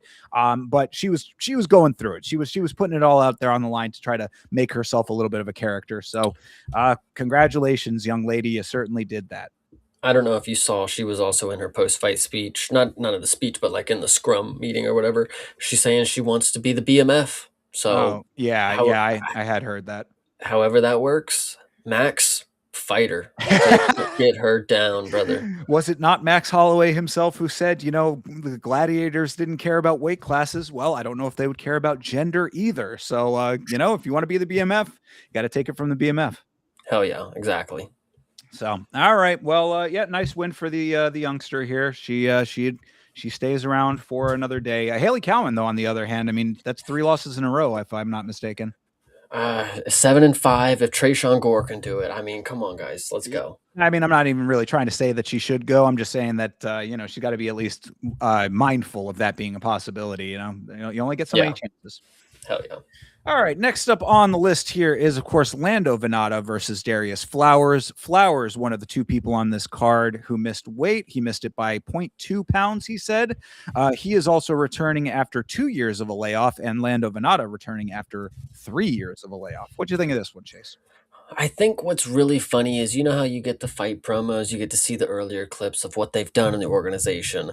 One clip that you see is Darius Flowers finish somebody on the Contender Series with a slam. And this Foreshadowing. is this is the craziest thing that happens. You would think the one thing you would watch. Oh, all right, he's got a slam knockout. All right. It's not like, oh yeah, he's gonna knock me out if I hold on to him. It's like, okay, he potentially could slam me. Let's not take that unnecessary risk. Like, even if he doesn't hurt me, I'm on bottom now if I don't let go of something and he ends up slamming me. Like, take the calculated risk. Like, you're a striker, clearly. Like, what the fuck are you what were you holding on to? I mean, there's nothing else to talk about in this fight. I mean, he came in here, Lando Venata is all over the fucking place. I mean, he's as elusive as they get, kind of deal, but he's elusive in the bad way. Kind of, he's just, strutting around, just going around there. Anyway, he goes for a fucking guillotine, gets slammed on his fucking back, and then, clearly, like, cries out, kind of deal, and like the ref is like, oh, Fight doesn't stop. We end up getting to the second round, right? Or no, this was this. It went to the okay. So the slam happened in the second round, right? Yeah, we didn't No, end up. first round was the slam, and then we went to the Okay, second round. yes, okay, yes, okay, that's what I thought. And then yeah, so early in the second round, we get back to it, and we get some raggedy takedown, and Venata just like he's done. I mean, his fucking shit hurts. Like, I mean, so Darius Flowers, credit to him, great post fight speech, great post fight speech for a performance where your opponent is a fucking idiot. Like, like so. Well, all right. I mean, I thought that there was a couple of decent moves in here and a couple of ones that were not so great.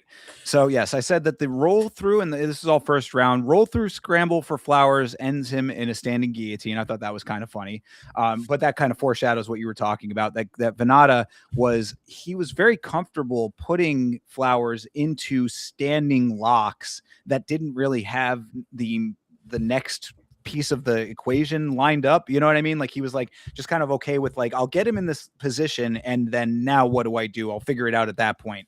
And then that would end up being the undoing. So yes, Venata was doing some nice work in this fight. I thought, good work on the ground for both defensively, defending the omoplata and the armbar, and offensively with his own sub attempts. So there were a couple of sub attempts in there. Like say, striker primarily perhaps, but he was going for it a couple of times here. So I mean, got to give him the credit there. And there were some good defensive maneuverings, but sadly, one of those guillotine attempts would be his undoing at the end of that round. And that was, of course, when he had him in the guillotine. Flowers ends up hitting the slam. Now, what everybody thought, and I believe it was you who posted the tweet, Chase, saying that what we all thought was that the shoulder of Flowers may have gone into the rib cage of Venata, and that was what was hurting him. Apparently, that was not the case. Apparently, Venata was saying that the shot, or I guess the shoulder maybe was in the liver, and then the force of the slam affected his liver. Whatever, either which way, something compromised him there. He cries out.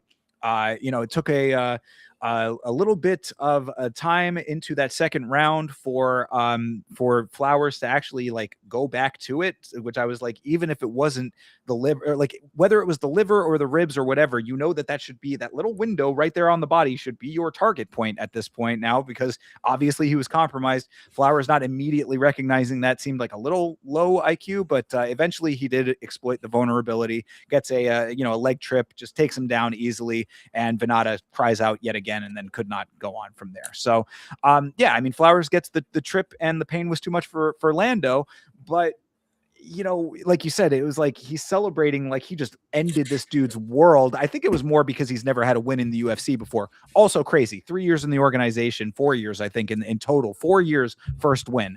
A little bit nuts that this is the case for this guy, but he celebrated. It reminded me of the podium meme with all the guys and the guy on the bottom doing the champagne. Yeah, no, that one's really. I mean, it was it was a good post fight speech. I mean, he kind of did for people like us. Like I did give him some credit. All right, short notice at elevation, 3 times. You fucking idiots out there. I did it 3 times. Whatever he said.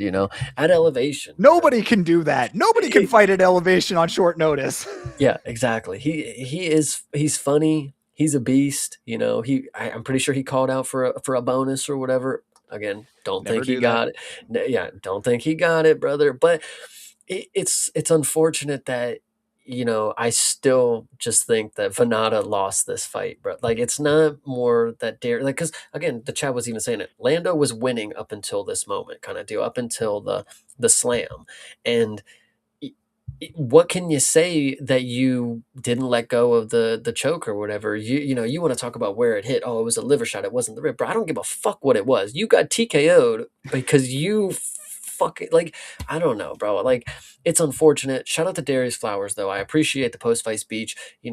Just adds a little to the character. When I see him again, I'm gonna be like, all right, this dude fights with a lot of emotion. He's very composed though, but you can tell like when it's over, he's letting loose kind of deal. So I mean, I'm yeah, he's excited. over there. He's over there emoting over Venata's dead body, which I thought was a little bit uncouth, perhaps. But then I'm thinking to myself too, this is the guy that missed weight, and he even he acknowledged that. I give him credit, whatever he acknowledged it. He said the doctors wouldn't let him cut anymore. But it's like, bro, just scale it is all I'm saying here, because I understand the passion that this guy has. Obviously, first win in the organization, all the things that I just said, it's understandable. But like times and places, perhaps with some of these things, I just thought that maybe it was a little bit less than fully appropriate, perhaps. But whatever. Yeah, and I love the shout out to fucking Paramount for letting me fucking say fucking, like, man, he's awesome. Got it. Yeah, sure. Very, very cool. Felt bad for Lando off of that, but like you said, I mean, I think it was one of those situations where it's like, surely that couldn't happen again. This is the standing guillotine for Antonio Trocoli. It's like, Yeah. I mean, yeah, I got standing guillotined one time. There's nobody else that's going to be able to do that. And then he finds himself in the standing guillotine yet again. So, perhaps, but either way, fine win for Darius Flowers. I will take that on the score sheet, and that's about it, I guess. Yes, you will. All right. Moving on to the one I will not take on the score sheet. This is Alessandro Costa versus my guy Stuart Nickel.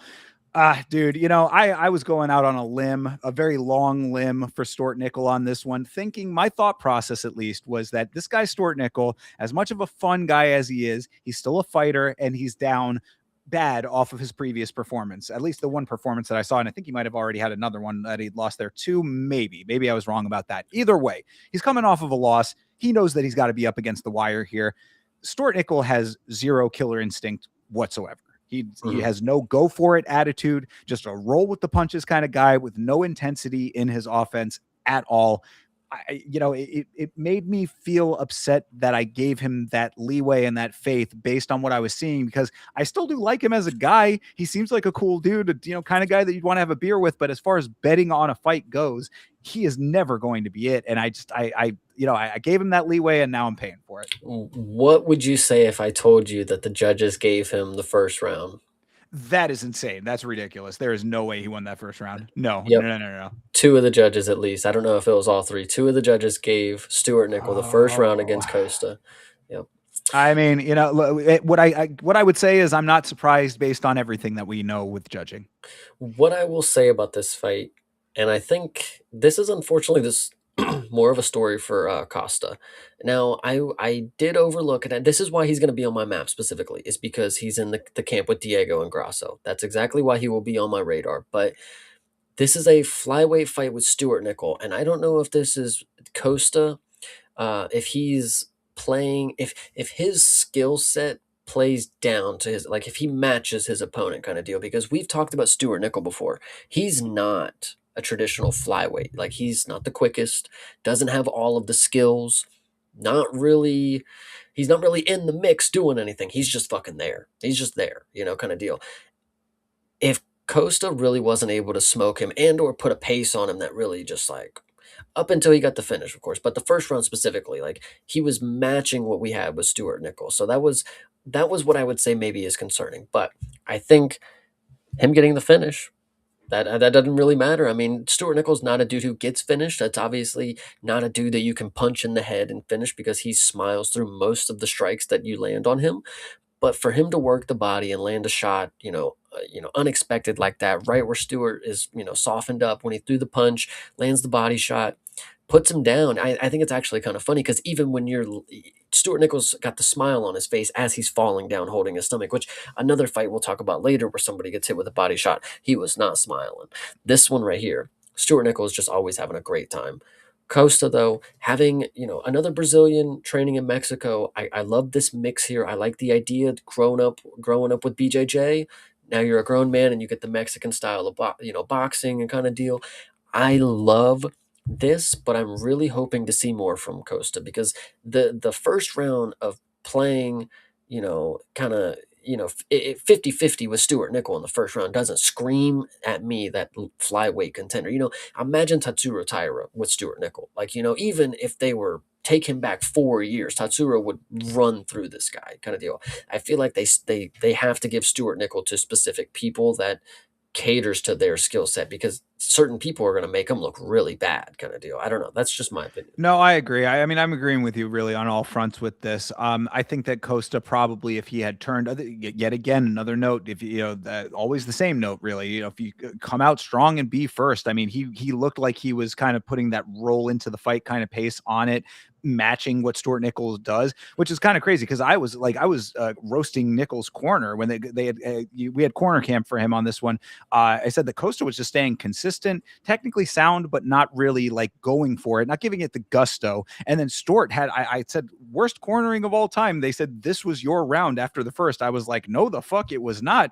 But obviously, if the judges said yes, then okay. So that goes back to your your point about Costa. It's like if you had that in you, you could have done it from the beginning here. Now, granted, you don't know what your opponent's going to be giving back to you. Dakota Hope found that out. I mean, he put all of it out there in the beginning. He had to scale for late game in that second round. Obviously, you saw how it went for him. So it's not always a foolproof method to go balls to the wall. I'm just saying that if you're going to keep a consistent pace, which is what Costa did, up that output just a little bit more to make, or at least have a few definitive moments. That's really more of what I think you can do. If you want to pace yourself, at least put out the combination that's a little bit more of a stealer. At least put out, get a takedown perhaps. I mean, there's a couple of different things that you can do to like stamp the round, put a stamp on it, as I sometimes say. Like, that you do that and then you keep your consistency. I think that you can have good outcomes with that. Obviously, he got the win. It doesn't matter. But going forward, that's what I would like to see.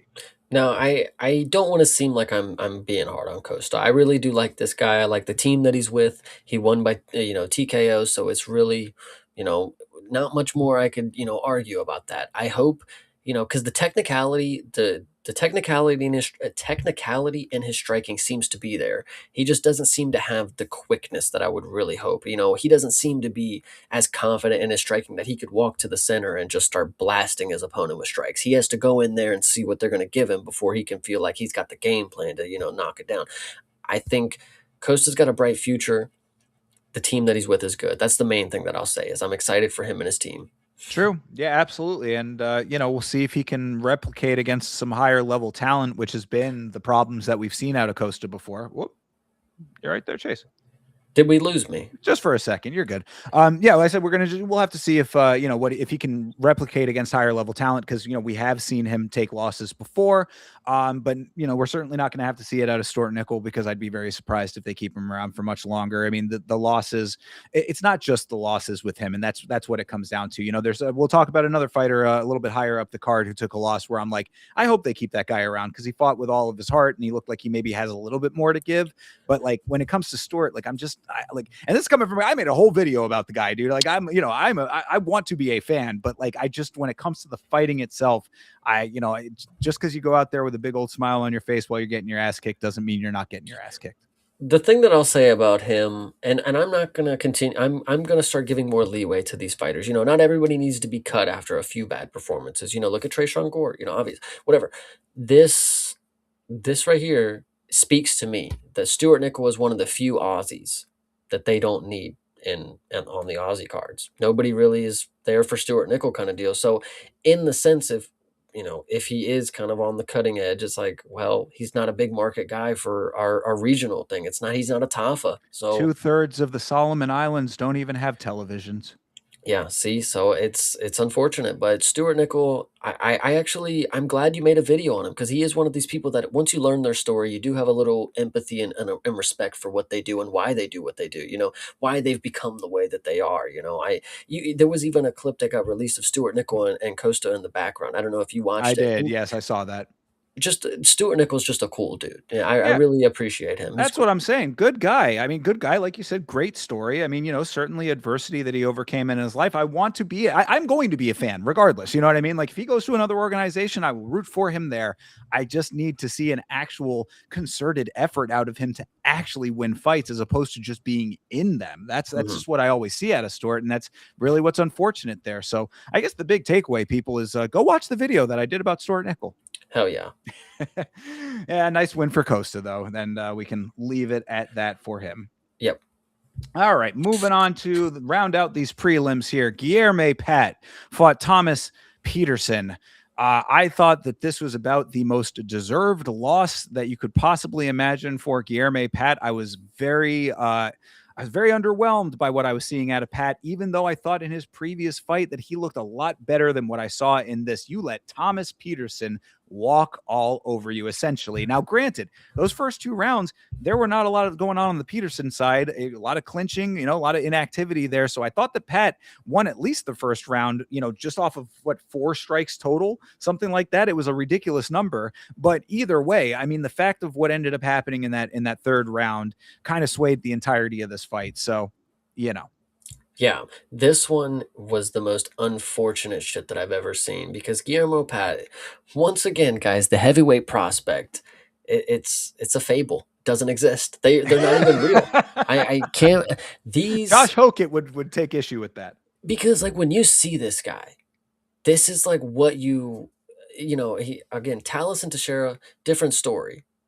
Guillermo Pat is built like how you would want a heavyweight fight. This is what the heavyweight division is for. It's for guys who are just outrageously tall where the weight is dispersed differently and they're in shape. It's not for people to be fucking fat because they're lazy. Like uh, so so when you see this Oh, fight start Jesus.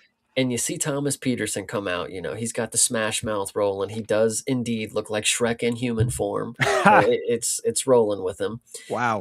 But Guillermo Pat, Jesus Christ, to do nothing is an understatement. He walked in there, and it doesn't help him that he kind of has, like when you're fighting, you walk with your hands up, you always he does have the style where his hands are at his waist kind of deal. So for most of this fight, he looked like he wasn't even doing anything. Like he just wasn't doing anything. Well, Go ahead. sorry. No, because I want to counter that. This is the thing that bothered me even more about Pat. It wasn't that he wasn't doing anything. He was doing one thing extremely well. He was keeping Peterson on the outside. He was essentially walking him down. He was holding center. He was holding center very, very well. He actually was incrementally advancing on him to the point that he had Peterson backed up several times. He just never fucking swung. Mhm. That it was driving me fucking mad. I'm like, you want to talk about taking pictures? This guy was a cinematographer in this fight. Like, dude, you are doing everything to get this guy exactly where you as the power striker should want him, and then not doing the one thing that you need to do once you have him there.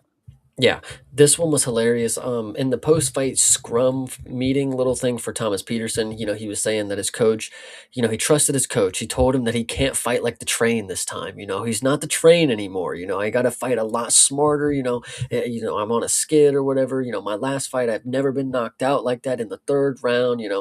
It was tough. And he actually it was a really good moment. He's like, they talk about fighters, this is the toughest sport in the world. You could be at the lowest of the low. And then once you get a win, like, you're at the highest and I love it. I wouldn't do anything other like really good moment from Thomas Peterson because genuinely, if you look at it as a lens of somebody who, Thomas Peterson, again, the train, he did have some fights where he would go at it. He'd wrestle with Dante Mays, he did strike with Vitor Petrino.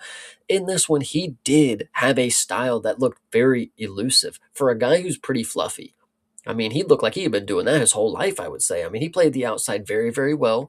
And then, of course, being able to land the shot late in the fight. I mean, the first 2 rounds, again, not much was happening. But for him to be able to prance around doing nothing is still at least impressive enough, I would say, for the style to make sense. Well, when you're pairing it with the nothing coming out of Pat, though, I mean, Yeah. this is a handshake agreement fight right here. I mean, halfway through round 2, Pat's corner is pleading with him to let his fucking hands go. I said, "Yeah, dude, do that. You can't be halfway through the fight and not do that, especially at heavyweight, or most especially because you're at heavyweight. Apparently, I mean, like, or except you're because you're at heavyweight. It's like, how many times have we seen this? I'm seeing in the chat saying, I'm not going to be falling for these. The same thing that you said, Chase. I'm not falling for these prospects anymore. It's like, yeah, the UFC. I feel bad for this one time, one specific instance that me, Thinker St. James, can say I feel bad for the UFC right now because they are doing everything within their power to try to bring us fresh new heavyweight talent to try to prop up this dead ass division that has been dead since fucking Brock Lesnar, and they just have been getting shot in the foot by every one of these fuckers except for the one guy who is also Randy Savage. So they can't win right now. We can't win as fans. Yeah, no. So this one was unfortunate for Guillermo Pat. I honestly, again, and I know I was just talking about, let's be a little less hard on fighters, but a performance like this, I mean, I, did you prove to me that you wanted to be here kind of deal? Like that's what I'm really expecting out of on your debut. You know, show me you're willing to do this. This is what you want to do. You're at the top of the level now. Go after it. Well, Go get your this dreams, second kid. fight, but yeah. Whatever you would like to say, Yeah. but But yeah, no, I hear you. I mean, really, all of that bullshit in the first two rounds is only bolstered by that third round, though, because then, mhm. in third round, of course, Peterson drops him early, making him pay for all the inactivity, and then he just lays on top of him. And there's no urgency, there's no attempts to get up. There's nothing. That was the most deserved 10-8 round I've ever seen. I mean, like I was glad because you know how it is with the judging. We talk about it all the time with all of these things. There would probably have been a judge out there who would have just 10-9 that round just because, just why, no real reason. It's just that's what you do. You 10-9 a round. But this the was a 10-8 round. and the Yeah. unfortunate part is it would have been the fucking ex fighter Chris Lieben who probably would have gave the 10-9. Oh, don't, man, Chris Lieben really letting me down. Yeah, I gotta hope that Chris Lieben does not, like that he learns from his mistakes, hopefully, and becomes the better judge that I'm hoping he can be. Because like if it's not for a Chris Lieben or a person like him, then what hope do we have? They matched up Chris Lieben, and to be fair, we should have expected good from him as an ex fighter or whatever. But they also paired him up with Tony Weeks, so we were fucked either way. I guess he was going to throw this fight no matter what. Big facts indeed. But yes, so yeah, I mean, the most deserved loss of all time for Guilherme. He was obviously the stronger guy, better shape, possibly the better conditioning. To be this inactive through 10 minutes and only turn up once you get dropped, this L is completely on you. And it's not one that you're going to be able to wash away, brother. So you better come out here looking like a whole different person in your next fight. Because if Thomas Peterson beats you, no one forgets that. Yeah, absolutely. Oh, shout out to Thomas Peterson for staying in the win column long enough to keep the train a moving here. Hell yeah. All right, well, let's move on to the main card and one of the more exciting fights of the evening here. This is Jose Delano versus Robert Rushala. Delano was not only fighting Rushala, but he was also fighting the Eastern European Harpy in the crowd, screaming her lungs out throughout the entirety of this fight. Chase, did you notice this? I did not notice this. I think the commentary made a comment on it though at one point. There was a woman in the crowd for this fight. It was so noticeable that at the end of one of the rounds, the horn went off. The air horn that they signaled the end of the round with. The horn goes off, and it just sounds like the horn does not stop going off because Oh. this lady just kept it. It was so eerie because she was the exact same pitch as the horn, so it was like. And it's like it was wild. But yes, a shout out to Rushala's aunt or whoever that person was because she was certainly making her presence known in the apex. That is hilarious. But I would like to say that this was a very fun fight. It got interesting at one point that we'll talk about, but this fight was very, very fun for the point that I was very confident that a South American from the Contender Series with a very padded record was going to come in here and win this debut. There was no reason not to think that. He's a guy who's got grappling in his back pocket, but from my experience, I've seen him go in here and strike with intent to hurt people. Now, the thing is, he landed a lot of great shots and he's got very crisp striking. Maybe unfortunate that he went against this Polish dude because he did take a lot of damage. He was eating some pretty big shots from Delano here. But I'm really hoping that Delano's going to be able to knock some other people out because I think the striking warrants some finishes on the feet here. I think he looked really good here. I mean, this was one of those ones that was kind of just a long round in my opinion. I mean, Jose Delano just did his fucking thing. I was very proud of this performance. I was very, you know. I put stock in him, and he did a very consistent performance. I like fighters. A lot of people they would say that I glaze decision merchants. I like the fighter who is consistent. If you get to decision and you know how to win a fight, if you can win multiple fights by decision, that tells me you are consistently good at mixed martial arts kind of deal. Jose Delano, he might have got a decision here, but he's going to shape out to be somebody that I'll keep my eye on for sure. Now, Rushala randomly fucking grabs the cage in this fight, which kind of just threw off the entire momentum.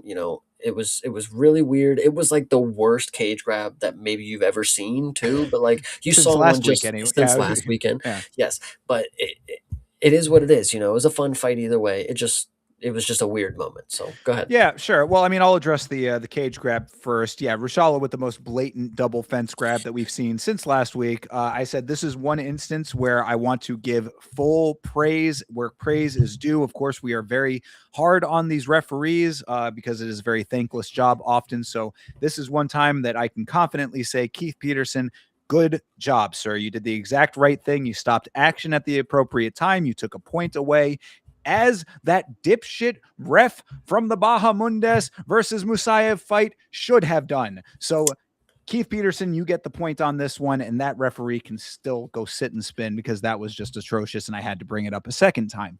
That being said, I referenced earlier a fighter who I thought, maybe there's a little bit more to them, even though they're not doing so well in the organization. I want to say that it is Robert Rushala. Now, I mean, granted, the fence grab was atrocious, and you know how I am with that kind of stuff. So I'm not trying to say that I excuse that behavior because I certainly do not. But it takes two to tango to make a fight this good. And I thought that Rushala was keeping up. The problem that I think that Rushala has is that he just doesn't have power. Like that just seems to be the problem because he's got all of the other attributes. This fight at times was looking like it was taking place at 1.5 speed. These guys were going, man. I mean, like there was a time literally where I was doing when I was doing my rewatch that I had to make sure that I didn't have the speed adjusted. I was like, is this thing like this is normal, right? Yeah, like these guys are just very very active in this fight. Movement was good on both sides. The output was good for most of the fight on both sides. It's just Rashala just doesn't have the power to match his pressure. He gets up in your face and can't capitalize on that position. So I hope that maybe that's something that he can, gain muscle, gain accuracy, whatever it ends up being that can help that. I hate to think that a guy that puts that much effort into making a fight and entertaining can lose handily and then just get put out when because like that's a difference between what we see in a guy like that versus the average guy that I'm like, get this guy out of here. Yeah, this fight was clearly set up to just let Delano work on the feet and showcase just how good his striking is, and with the potential that he could finish him. And to go ahead and shout out CTE, I didn't mean padded as in it's like fluky, like he's just got a bunch of padded. No, it's padded as in like he has a lot of experience. He is here not 6-0 starting his fucking UFC career. No, 17-3 or 16-3 at the time. I mean, decent enough experience, and in South America, where I would say there's good competition down there. We see Well, all the good competitors face each other before they get to the UFC. So, yeah, and I was gonna say, I mean, like, I think that we like at last week's fights should have like some kind of distinction where it's like true contender series and this. I don't know what you would call this, but like mhm, a guy who's coming in at 16-3 is not the same as a guy coming in at 5-1. You know what I mean? yeah, Like it's a different type of thing. They're both contender series guys, but like the basis is a little bit different. So I don't know how we decide or just to make that distinction, but perhaps we'll have to come up with something to delineate that because I think that you're making a good point with this. It's a different base. It's a different mhm. base that the person comes in with. So yeah, this certainly was a great display from Delano. He did need to take a little bit of time to settle in. I thought he was a little bit jittery, as commentary was kind of saying in that first round. He was working through a little bit of the jitters, which is why both of them were just moving at a mile a minute. But once he settled in, I mean, he took command of this thing in a really nice way. The combos were really nicely there. It's like Rashala just couldn't keep up with what he was doing. And then of course the double fence grab, kind of made this a no win for him to be, either way. So, yeah, this was perfectly fine for Delano. I thought that this was cool. His new nickname for me is the Master because he looks a lot like the Master from Manos: The Hands of Fate. If you don't know that reference, you can see an image that I'll post in the Discord to get you caught up on that. But I made that reference, and now I cannot unsee it. It's the mustache. Trust me. Yeah, when I saw him, I said, "Yeah, I guess I do got to grow my mustache back, guys." I I mean, mean, good luck getting it to be as luscious as that thing. true. I know he must have grown that for years and years. I give a couple months, maybe a handful of months, but years, the length that he's got. I mean, good for him. His mustache has as much experience as he did coming into the Contender Series. Phew, wow, he's seen a lot. That mustache. But yeah, so a great performance for him. But like I said, Rashala is now 0-2 in the organization. It's not looking great for him. I would at least like to see him one more time. Maybe against another Contender Series guy, like another dude who's maybe not as experienced or whatever. Give him at least one more shot because I do think that the output that he was putting into this fight warranted at least one more go around just to see if there's anything left there. If he loses to Charrier, loses to Delano, and then one more guy after that, somebody who's just starting, okay, at that point, I'm sold on him being gone. True. We're going to see somebody in season 11 or whatever. We're going into a contender series and we'll figure out who's going to be his next opponent. We're going to see him going against the girl who juiced versus Chanel Dyer coming back. There you Nice. go. Yes, absolutely. All right. Well, we'll see what they end up doing with him, but shout out to Jose Delano. All right. Next up here, of course, is the young hotshot himself, Tommy McMillan. He's going up against Manolo Zucchini. We know what the deal is with this Tommy McMillan guy. He, of course, is the protege of Sugar Sean O'Malley and Tim Welch. He is a Red Hawk Academy guy, and he fights like a banshee. So this was entertaining to me. It was a little bit interesting. I think that the style that he has is going to get him caught eventually, but in a fight like this against what I would consider a lower level talent, it was certainly a sight to behold what he was able to get away with. I definitely want to talk about the performance, but I think there's one thing that sticks out to me, and chat, hopefully you can weigh in on this. What are we thinking for his pistol emote? Okay, so obviously you have the classic, you can fire the 6 shooters and you holster them, right? Then you saw Morgan Charrier more recently. He had the pirate pistols where he did this and then he put them in the back holsters, which Ah, was cool. Izzy obviously did the machine gun one. right. Tommy, though, he had the 2, and then he did the front holster, like if he was Oh, putting them in the pants, the like double. Okay. yeah, it was pretty slick. I kind of liked it, I was digging it. I'm okay with it. I mean, again, look, you do this. It's the same thing that I would say about his mentor Sean O'Malley. You win your fights, you do what you want. So he won. This was an emphatic win for him. I said funny to see him getting the hot shotting Pat he got. You want to raise up in the ranks, you debut them against an Italian. That's what he got out of this fight. So go up against a mid to low level Italian. This is what you get, and he got that certainly. I will say the thing that also sticks out to me is that, again, I told you this, we talked about this at the beginning of my stream. At the weigh-ins, Tommy was telling Zucchini, that he quit in his last fight, that he doesn't belong in the UFC. Tommy McMillan showcased that, he was right. He said he was going to make him quit and prove it once again. And that's exactly what he did. He brought a war to Manello, and Tommy McMillan, again, if you want to go back to what I said about the flyweights, they just don't necessarily fight at the pace that normal people at their division do. This is another instance where Tommy McMillan has very good size. He's very big for the division. Very long, has a very rangy attack with his jab. He has like a very slick 1-2. I think Dean Thomas, once again, I'm going to give him some credit on this one. He's got like the Nate Diaz kind of, it's a 1-2 right after each other. There's no break in the rhythm kind of deal. Tommy McMillan is very wild, very tall, spams knees just like our girl Pereira did, kind of deal. So wasn't surprised that was landing. It is very wild, and then it's going to get him caught, kind of deal. I mean, eventually, but I think as of right now, he's doing good. Another thing that I would say about him, and this actually goes back to like a little Nate Diaz as well. Like every one of Tommy McMillan's shots thudded, and it never looked like it was the hardest shot. It never looked like he was throwing everything into it, which he was wild and he was throwing shots from the hip, don't get me wrong, but it felt controlled enough. Like it was like 80%. You could tell like he wasn't swinging himself out of shoes kind of deal, but all of the shots that he was landing, they were thudding against Manello. He put a pace on Manello that put him up against the cage, and he was landing some knees in there. And this is what I was going back to earlier about with Hope. He's not a headhunter. Tommy McMillan at the end of this sequence here, where he's finishing Manello, he was spamming for these headshots, and I was just like, why didn't he just once elbow him? I was getting actually frustrated with it. Like again, hopefully he learns from this experience, but in that situation he's just sitting there just kind of whiffing a bunch of punches. Like, bro, just fucking elbow him. Like you hit him with a couple knees, true, but like you're way too close range. He's up against the cage stuck. Like I would have just loved to see some elbows in the finishing sequence, because it would have been nasty. It would have been a brutal finish at that. This was kind of a typical finish. I mean, everybody went crazy for it. Oh my god, Tommy Gunn got the first round finish. He made the dude, he hit him in the stomach and he fell over, and that's how that went, kind of deal. Is this fight of the night?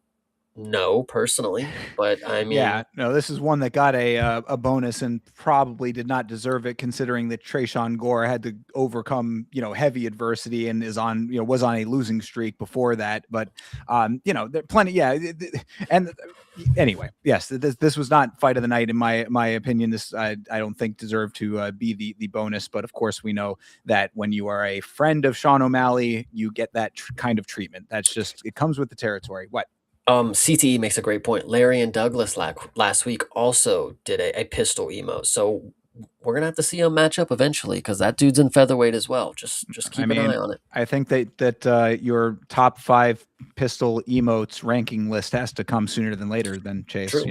this is Morgan's also in featherweight, guys. We could have a showdown. There's all this division ain't big enough for the two of us. free video idea right there for you.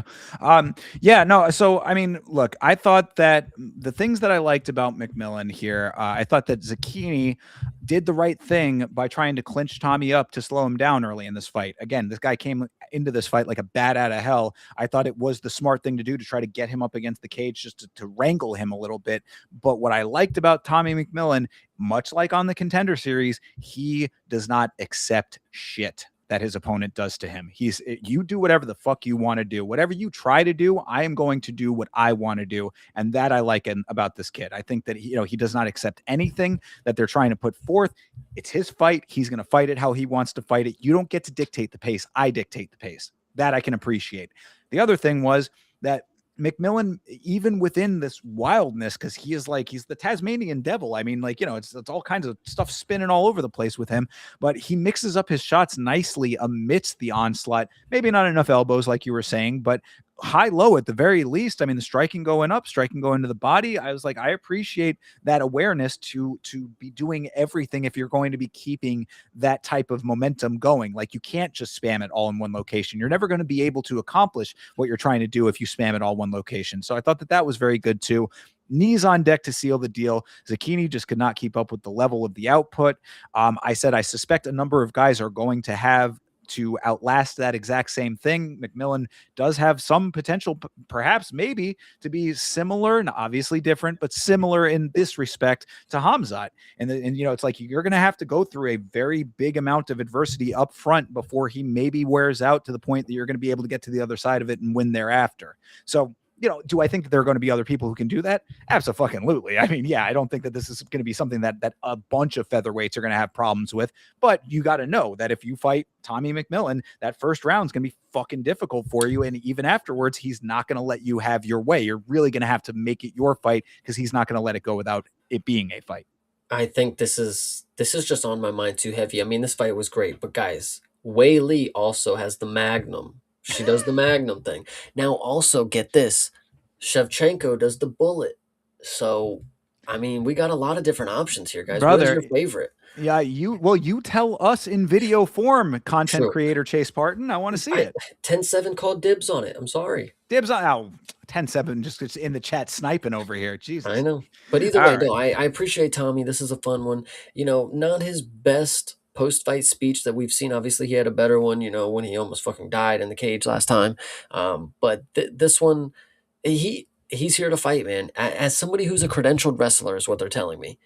For him to just stand there and slug it out, I mean, I'm down for it. I'll take Yeah, it. well, I mean, what I liked in his post fight was him saying he wants to fight 3 more times this year. I was like, dude, look, I don't know if it's going to happen or whatever, but the desire for that, I'm like, if you want to actually make hot shotting like work in your favor and actually get people on your side when you're being hot shotted, that's how you do it. You Mhm. go out there and consistently be an active fighter who's winning in emphatic fashion, because we already know you're getting preferential treatment, brother. Your Dana White privilege was showing from the second you got signed, and now 100K bonus does not help that impression. But you go out and make it your own, then no one can really say shit. So I appreciate this out of McMillan. Hell yeah, this was a good And one. and to the non-believers, the underachievers, and the tweet and deleters, you make me sick to my stomach. I said, never go full hook it, brother. Somebody else already does that. Yeah, true. Her name is Alice Pereira. So True. Big facts. Big facts. Truth bomb. But yeah, hey, look, Tommy McMillan gets the win here. If he wants to come back and do it all over again, we're gonna have to see how long he's able to do that versus whatever his opponent looks like. The thing that I said immediately after this one is I want to see Tommy McMillan versus John Silva at some point in their careers. I think that is the first round of heaven when it comes to a war kind of deal. True. Autism versus James Franco in Spring Breakers. I'm waiting to see it. What tattoos are coming next for Tommy McMillan? What stupid idea are Oh, going to be tattooed on him next? brother, that you know, it's like I wish I could have an answer for that that would actually be as dumb as what it's going to be, because I don't know if I can get myself into the mindset of somebody who already has what he has. So yeah, I don't know. I mean, maybe something triple X Tentacion related, you know, XXX Tentacion tribute tattoo, perhaps. Um, I mean, maybe a different Scarface related tattoo, maybe one other Grand Theft Auto tattoo. You know, maybe he'll have the Lindsay Lohan character on him at some point, or maybe he'll have GTA 6 tattooed on him before GTA 6 comes out. I love it. He might even get a fraud check on him. You know, Rowan is all over the place. I would love to see Tommy McMillan take some notes, fraud check tattooed right on him. Bro, if he did that, I would actually gain tremendous amounts of respect for him. That would be the anti-fraud check fraud check. There you go. I love it. Well, we will see, because this kid's getting money, and if he has any left that was not blown on Ladies of the Night, perhaps a tattoo is in order. Can somebody explain to me what Tommy McMillan does? Like that women like because I know personally just a few women that don't keep up with any UFC, but they posted shout out Tommy McMillan, great win. Like what is he doing that is on their radar? Like because I think he streams but streams what for them to video be games. Yeah, no, I mean, he's just young enough to be somebody that they might know about the same way that they would have known Sean O'Malley a couple years ago. yeah, I guess you're right. Oh, another thing about that is I love how they're playing this off of this is Sean O'Malley's protege. Like, bro, can you just say he's Tim Welch's student? Like, can we not act like Sean O'Malley is fucking Obi-Wan Kenobi? Like, I Yeah, don't but know. which one of them was a former champion, though? Yeah, but are you gonna say that Aljo is mentoring, Marab? Like, Yeah, like I they're mean, teammates at the end right, of the fair day. enough. Yeah, yeah, I get you. I get you on that. Is Tommy McMillan really just fucking looking up to Sean O'Malley like he's God to him? I Like, mean, like I don't know. if you see the tattoos, I think that they probably might be. I mean, yeah, I guess. Sure. I don't know. If we see him dye in his hair, then maybe there's a case there, right? Jeremy, I get social media and he's Sean's boy, but that leads me back to the question with Sean O'Malley. What is Sean O'Malley? I mean, I would say the attractive thing for women, of course, but like Tommy McMillan, that's why I'm questioning is like, this dude kind of looks like a fucking deranged killer kind of deal. Like, what's Because the dom or obsession here? he is presenting himself as a larger than life kind of guy. This is, he's making himself the dude, and again, and he takes pictures with a lot of paid for ladies, so that signals to other ladies that there's value there. You are right. Yeah, he didn't get his line of whores this time after his win. That's the Not that unfortunate we part. know of. Not that we know of. I mean, True. maybe he was being a little bit more discreet this time. True. Yeah, and CTE, a true mentor is Glover to Alex. I can yes, yeah, Oh, I mean, I that like could it. be their relationship, though. I mean, we don't know exactly how it goes down at Red Hawk. But the thing that I would say to that is it looks bad in Sean O'Malley's case because anytime he loses, brother, train yourself. How about you get yourself trained better and win your fights? What are you worried about this guy for? You can't even get your own career right. You were talking about running the Sugar Show till 2023 or 23, 32, whatever the fuck the shit was. You lost the belt immediately, like immediately. So like, what do you have to stand to mentor somebody? I don't know. Like that's just my opinion. I mean, these are definitely points to make. The coach got Sean O'Malley to the belt. Now let me take notes from Sean O'Malley himself, not the guy that got Sean O'Malley the belt. And I'm not the Well, biggest believer in Tim Welch, like he's I got his know, one yeah. star pupil, but But I mean, he's there. When it's Sean O'Malley and Tim Welch are a package deal, is what it is. You know what I mean? So it's like anybody who's coming up under Tim Welch, you get Sean O'Malley in the package. They're conjoined at the hip, the two of them. yeah, I just find it just weird that like Sean O'Malley's again Obi-Wan Kenobi to this dude. This is Anakin right here. Well, then Tim Welch is the emperor in the background, or whatever, whatever Hmm. make the comparison. You know what I'm trying to say. He's never seen Star Wars, guys. Sean Strickland would be very proud. Yes, exactly. Yeah, I'm out here being a real man. Hmm. All right. Anyway, Let's move on to another real man performance here. Mr. Ethan Ewing versus Rafael Estevam. Estevam, my king, who I wanted you to pull his card so bad on your card break.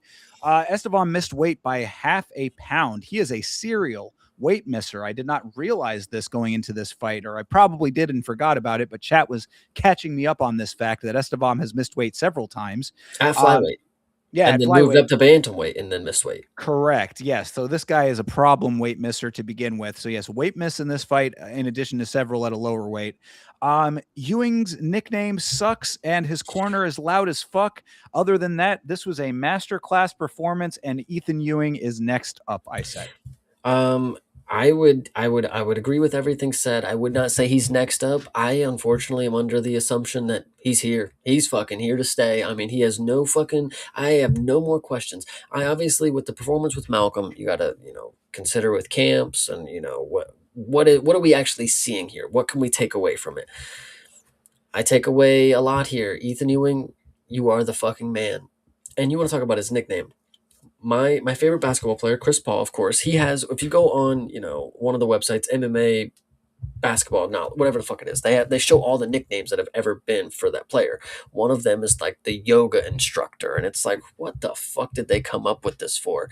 That's the type of shit that I love. The Professor Finesser, who even said this, and he was like, "That's gonna be me, brother." Well, let me explain. Okay. So it would be one thing if he was Professor Finesser.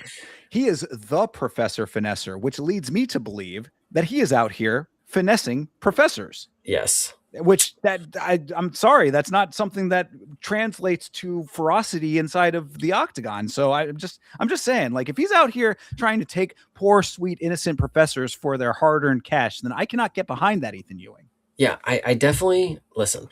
I don't know. I think it's actually because he looks like a professor. He is the professor, and then he's doing the finessing. So I'm the True. finesser. Yeah, I think Yes, that's yes. really what it is, actually. And I will grant you that, because he does look like when he is outside of the cage, he should be rocking the corduroy with the padded shoulders and elbows. Yeah, absolutely. But I think what's just unfortunate is I feel bad that I didn't think anything. Ethan Ewing, I didn't think was going to be bad. I didn't think he was going to overexceed or underperform. I just didn't know what to expect. And for me not to have seen such a good fighter, it makes me believe that one, because I get every fucking fight judge wrong now. But I just, do I even know what a good fighter looks like if I didn't see this gem right here? Obviously, with the Malcolm performance, different context, different situation, short notice, he looked like a fucking G there too. But when it came to Estevam, this dude has proven that he could win against UFC talent multiple times. That again, it comes to consistency. I like decision merchants because they get it done majority of the time. They are good at winning by decisions. Ethan Ewing, though, to go ahead and have the confidence, the skills, the swagger. I mean, when I think of championship material, I think you have to have so many things. You got to have the cardio, you got to have the creativeness. There's so many things that you got to have. Ethan Ewing is genuinely somebody that crosses all these fucking boxes. Now, I haven't seen him taken down and held on his back and lay there. I mean, it could be a question if that's going to happen, but I would have seen it in this one if Estevam could get him down, but he Well, could not do that and because Ewing is fucking good. and that is exactly what my point is, to answer the question about why, because both of us took Estevam in this fight. Why I don't feel bad about that decision was because seeing him on short notice against Malcolm Wellmaker, who was not going to try to take him to the ground at all, I needed to see what he was going to look like versus someone who had that skill set in their arsenal. And especially, this was a perfect example of it, because Estevam, known for that type of fighting. I mean, this is his bread and butter. The guy's got jujitsu tattooed on his body. This is what he does. So, like, to see what we saw in this fight, that's why this is so perfect. I'm not even like, I'll take the L on the prediction. I could give a fuck about that, because now I know the absolute truth, and now I've got the whole picture. What we saw out of Ethan Ewing in this fight was technicality and pacing so solid. It was a sight to behold. He started with the takedown defense. This is where it all starts for this, of course, because this is what we're talking about with Estevam specifically. He took away Esteban's main weapon. He took it out of play. Then once he stopped the takedown, or when Esteban stopped attempting takedowns, he just picked him apart until he found the finish. He was chipping away like he was creating a statue here. I mean, the one thing I say on Esteban's side is that Esteban gave up way too early on his primary skill set. I said, if the first takedown don't work, bro, you got to shooting 5, 6, 7 more after that, considering what you were going to get on the feet. Now we know that to be the case. But yeah, this was beautiful setup and payoff game planning for Ewing, mostly because of that loud ass corner man that he had. His coach is loud as a motherfucker. I said the coach and Rashala's aunt could make the loudest human being ever known to existence if they linked up, but that's besides the point. They can make a Either way, gull or a seagull, whatever. it would just come out screaming out the womb. But yeah, that would be wild. But yeah, this was a beautiful a pressure performance with all of the technicality to match that pressure. The power was there. I said that Ewan nearly had the fight finished in the first round. If the end of the first round, right at the end there, Esteban got saved by the horn.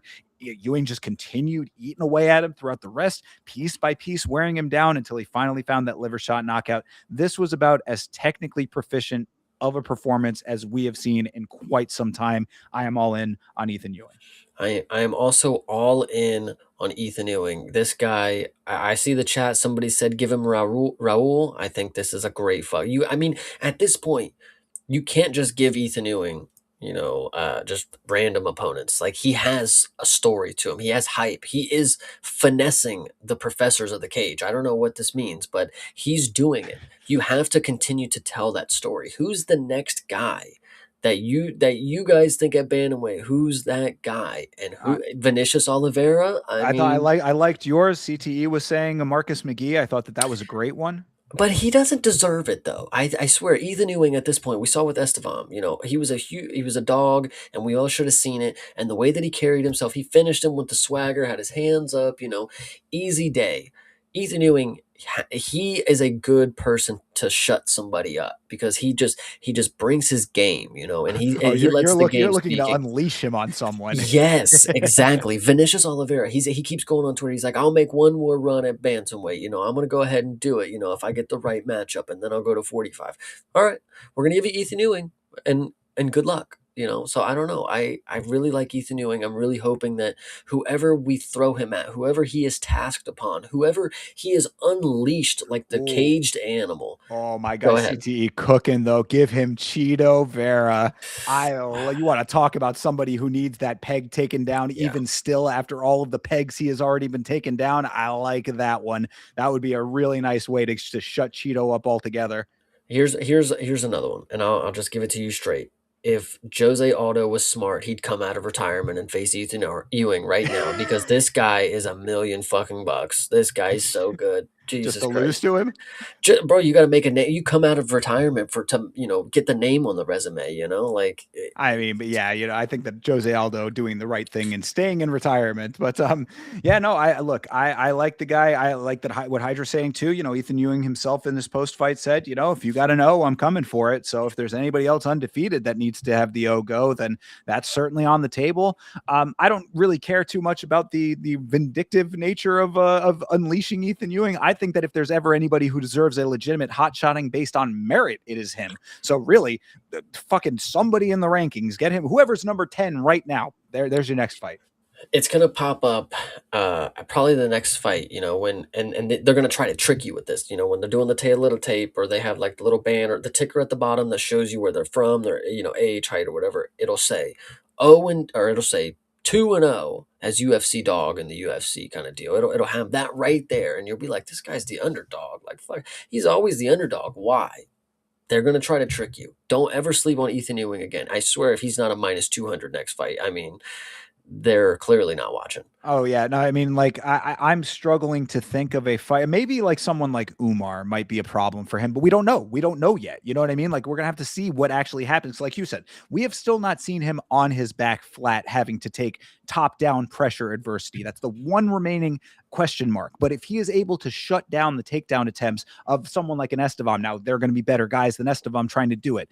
If he's able to continue that, I'm going to just have to see what that looks like. But other than that, that would be the only skill set that I would say could potentially be the thing that I'm like, maybe there's a little bit more of a debate to have about this. But aside from that specifically, I'm struggling to think of another skill set that he has a problem with just off the eye test right now.